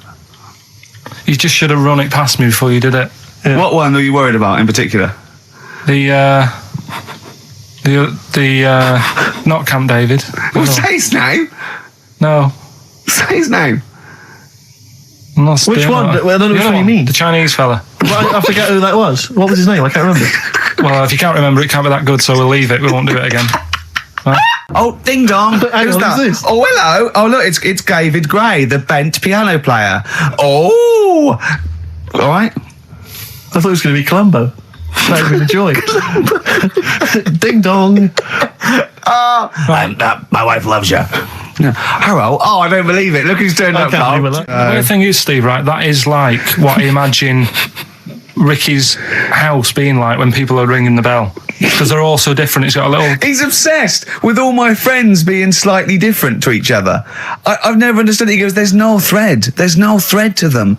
All my mates have got a thread running through them. I was literally after they walk out of the home. Yeah. But what do you mean my friends all different? Well, that could be... It wouldn't surprise me if I was round there and the bell went and I said, do you want me to get it? And he said, yeah, and I opened it and it's, what, holy fuck? Holy, yeah, he's at the door, right? And then I'd say he's busy, close the door, bell would go again, then you got the little gay fella. David Gray. Yeah. And then, do you know what I mean? Yeah. Not really, no. Because he's met some of my friends and he looks at them in a weird way. I mean, some of them are weird. Years ago, husbands weren't allowed to sort of clout the wife with anything. What was it like in the past? I know, yeah. You couldn't clout your missus. With anything wider than your thumb. The stick had to be the same, no bigger than your thumb. Oh, no, so a big Robin bloke could do no damage if he went out with anyone. Although his is wide, he's got a little thumb like a little knob, isn't it? It's like it's truncated because it starts off normal. It looks like he's had his big toes put on his hands. Does he have to drink a pint with two hands? Yeah. And he's dropping stuff all the time. Can I just go back to the rule of thumb thing, though? The idea. What date was this? I'm not asking Carl. I'm looking at Ricky because you're not going to have any idea, Carl. It's just going to be the past. Yeah. But I like the idea that I think it's the same sort of day where, I don't know, you got hung for being homosexual and you could shoot a Welshman. I just love the idea that there's blokes beating their wives with shovels, logs of wood, and someone's gone, hang on a minute, everyone. Hold on, wait a minute. Let's have a look at your thumbs. What can we do? Wait a minute. We've got to have some kind of rule here. I'm all for beating your wife, but let's have some kind of rule. Let's give him a sporting chance, surely. He goes, well, I'll tell you what about you can hit her with the width of your thumb? And the wife goes, make it the width of his knob. I go, no. He slaps her again. Yeah. Width of your thumb. All right. Better? Yeah. You're wrong. Ding dong. Oh, here you are. Oh, it's a fat fella with lipstick. Hello. You're giving away a lot of. I mean, that you're an enigma, Carl. I wouldn't give away your workings. I mean, because then everyone will be able to do it. And what you've got now is a gift that people can't really tap into. Do you know what I mean?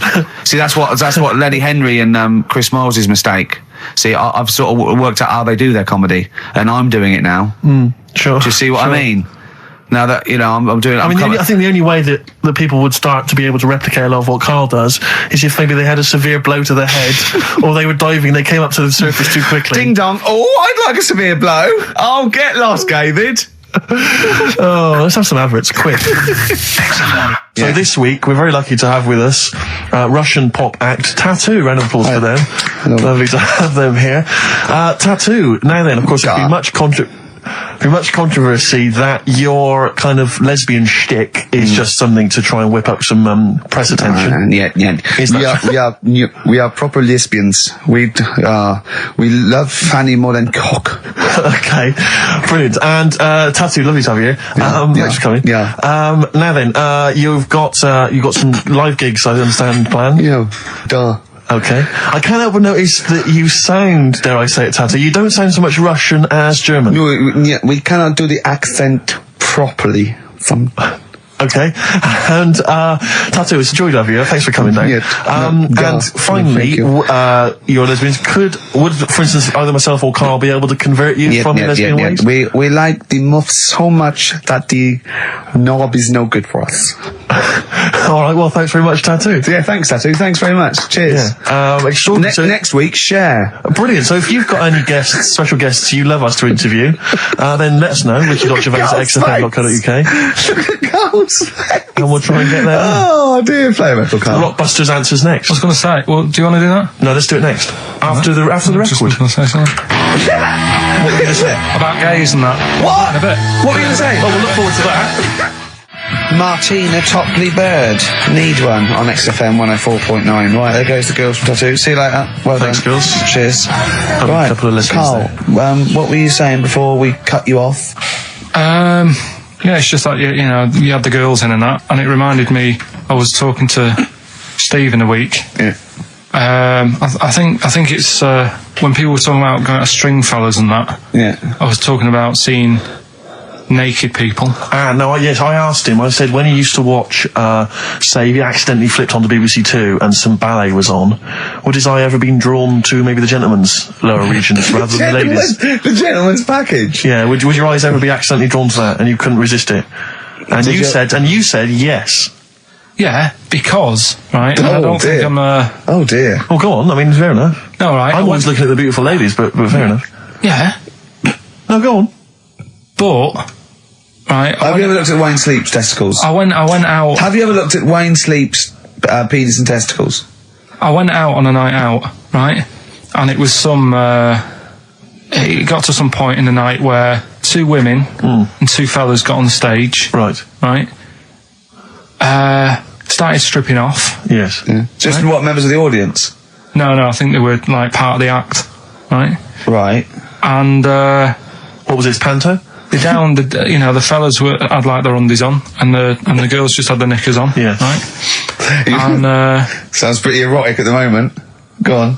And at the same time, they all whipped their pants off. Yes. Right. Yeah. It was Bucks Fizz, wasn't it? The adult show. Now I said to Steve, at that point... Sorry, I wasn't there. He said it's to me later. yeah. I said, well, you have a quick glance at the fellas. And then the annoying thing was, I thought, right, now I'll have a look at the women, and it was too late. They put the knickers on. How long were you looking at the fellas? Not that long, but why were you looking at them first? It's human nature, isn't it? Why? I don't know, but I'm sure you would have done the same thing. You just sort of think, well, how are they shaping up? So they weren't shaping up at all. Test. So who had the biggest knob? Which one of the blokes had the biggest knob? No, it's like, normal. But this is a whole new side of you. This is a whole other area. So you look at ballet dancers, you look at the gentlemen's. No, I don't. package. I just was, when he said this, it reminded me of this night when I was walking home thinking, didn't get a look. Because I was messing Where around. was this? What event was this where people are stripping off? Carl, I tell you what, you are the most interesting man I've ever met. But are you comfortable being nude and that? We've done this. Well, I don't know what this is. We did this last week about, are you comfortable being nude? No, I know, I was talking you're about probably that. most comfortable being nude. It's just probably not in public. Well, Ricky's only really comfortable nude when he's eating. yeah. There's nothing to get, Yeah, you can just wipe spilt on yourself it. down. Yeah, you just sit in the bath, yeah. No, but I talked about that, and then when I went home, I was talking to Suzanne about it, and she said, "What's all that about? You don't like being nude, right?" And I said, well, it's not. It's like I'm part of an Alan Bennett play. It's just, I love the way you talk. Remember once, right? I don't know if I should talk about this really, but Well, that means you should. So go on. Go on. oh yeah, right. We went to Tenerife, right, one year, and I was still living in Manchester. I'm scared now. Yeah, I don't know what's that. I'm actually scared. I'm thinking about Suzanne, but she's. Well, I don't want to know anything about Suzanne, to be honest. No, but it involves me more. Let's hear the story. But I'm just explaining to you that I don't like being nude. Yeah. So you're in Tenerife. In Tenerife, right? Didn't have much money. Stayed in this apartment that wasn't that nice, right? Had the cockroaches in it and stuff, right? Yeah. Didn't have much money to go out at night. So we're in this sort of death trap of an apartment, right? Anyway, so when I was younger, right, had a bit more energy. So He's 30. 80, I know. So, start having it away a bit. It's a joy. Beautiful. It's So, good, yeah. I've been here to a while. I love it. Go on. Right, so, doing what I do, right? Yeah. Someone starts banging on the door. So Suzanne Everyone's says, at it. Right, so you mean knocking on the door? Right, okay. knocking on the door, right? So Suzanne said, you better get it. So I said, I can't get it now, can I? I'll have to wait a bit. Right? I can't go to the door. Go on. So the banging's getting louder. Yeah. Someone at the door. Yeah. And she's like, hurry up, it must be important. I'm like, in a minute. So anyway. I don't want to know anymore. No, come on, finish the story. Open the door. It's a fireman. So I just stick my head round, and he's going, you'll have to get out. The building's on fire. Right? So I'm like, in a minute. Sorry, you weren't still having sex at this point? No, but, Right. still sort of got to wait a minute, or I can't get my pants on. Oh, Carl, I wish I'm so sorry. Right, go on. So So the place is burning down. So it could be a serious big fire going on. Yeah. I'm sort of waiting. You can hear people sort of screaming and that, panicking. Yeah. Is that because the door's open and you're nude? The fireman's saying, will you get out, will you get out? I'm saying, in a minute. Right. And Suzanne was saying, think of something that's not sexy. Sure. So I was thinking of people, thinking maybe dying in a fire might sort of calm me down. Yeah. The fireman said, we need a big pole. Yeah. Yeah, Sure, go on. But what I'm saying is that, to me, I wouldn't have wanted to go out and be safe over, do you know what I mean, over being naked. I don't like walking about without on. So what I'm saying is, even if that fire... I love the idea of everyone huddled in there with all the firemen. It just, the camera spans along and there's Carl. Yeah, a local news report. Naked. With still...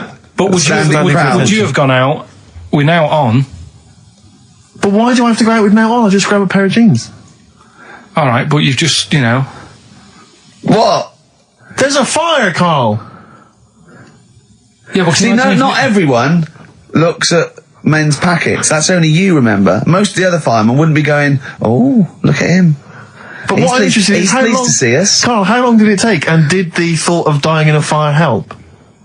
After a bit, but the fireman sort of had a go at me. Sure. What do you mean? Well, he wasn't happy that I was dawdling. Well, to be fair... But what can you do? Answers on a postcard. To the usual address, XFM. Who's your auntie with the tattoos? That's Hazel. Oh, right, yeah. Let's leave that. Why?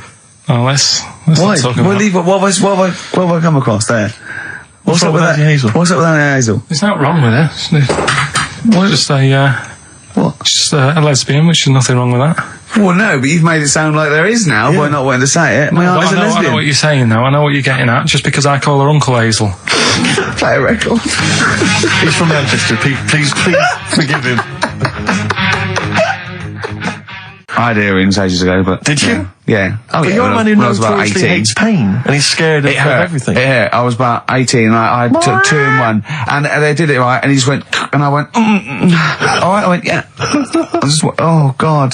Did you have them in both earrings? It's just, it was like a staple gun. I just went, yeah, and it didn't really hurt. I thought, well, I'm not doing that again. It hurts too much, and it just throbbed. Were you still living with your parents at the time? No. I mean, what do people...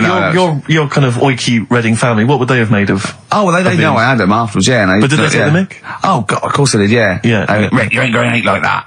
Oh, you'll get followed. Oh, look at you. Look at that. Yeah. That's disgusting. And when I was new romantic, my mum said, bloody hell, I thought I only had one girl.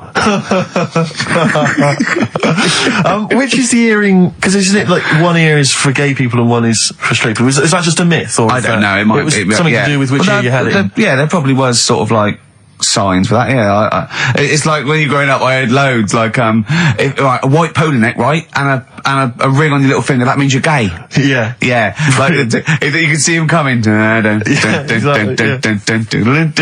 just consoling your little chart. Exactly. Hold on, white polo neck. Yeah. Those are the earrings in the left ear. I don't know where I am. Wasn't there that thing that the famous cover of Born Bruce to Run? Springsteen? Yeah, where you didn't know the handkerchief. Yeah, it was the handkerchief in the right hand pocket. Dominant and was. Yeah, I don't know. But, where is this information? I wouldn't have known that. I might have gone around, with, if it was hot weather, something to mop my brow, I wouldn't have known that. What, can't the gay people kind of notify us? Can't we have some kind of website or something we can check out? Do you still go to that pub with all those sort of like butch blokes? Lovely guys. With the moustaches and, the caps, great guys. A lot of them are firemen, a lot of them are like traffic cops. Great people. You know what I mean? Fascinating people. You're safe in there. Yeah, also, there's no women to... It's like you're just having a great time with the lads. And there's nothing... It's just playing pool, stripped to your waist. Yeah, I know, yeah. I can talk. Oh, my back's to that. So, now coming up the Verve, after that, an amusing link about gay handkerchiefs. Oh, really? I'm looking forward to this.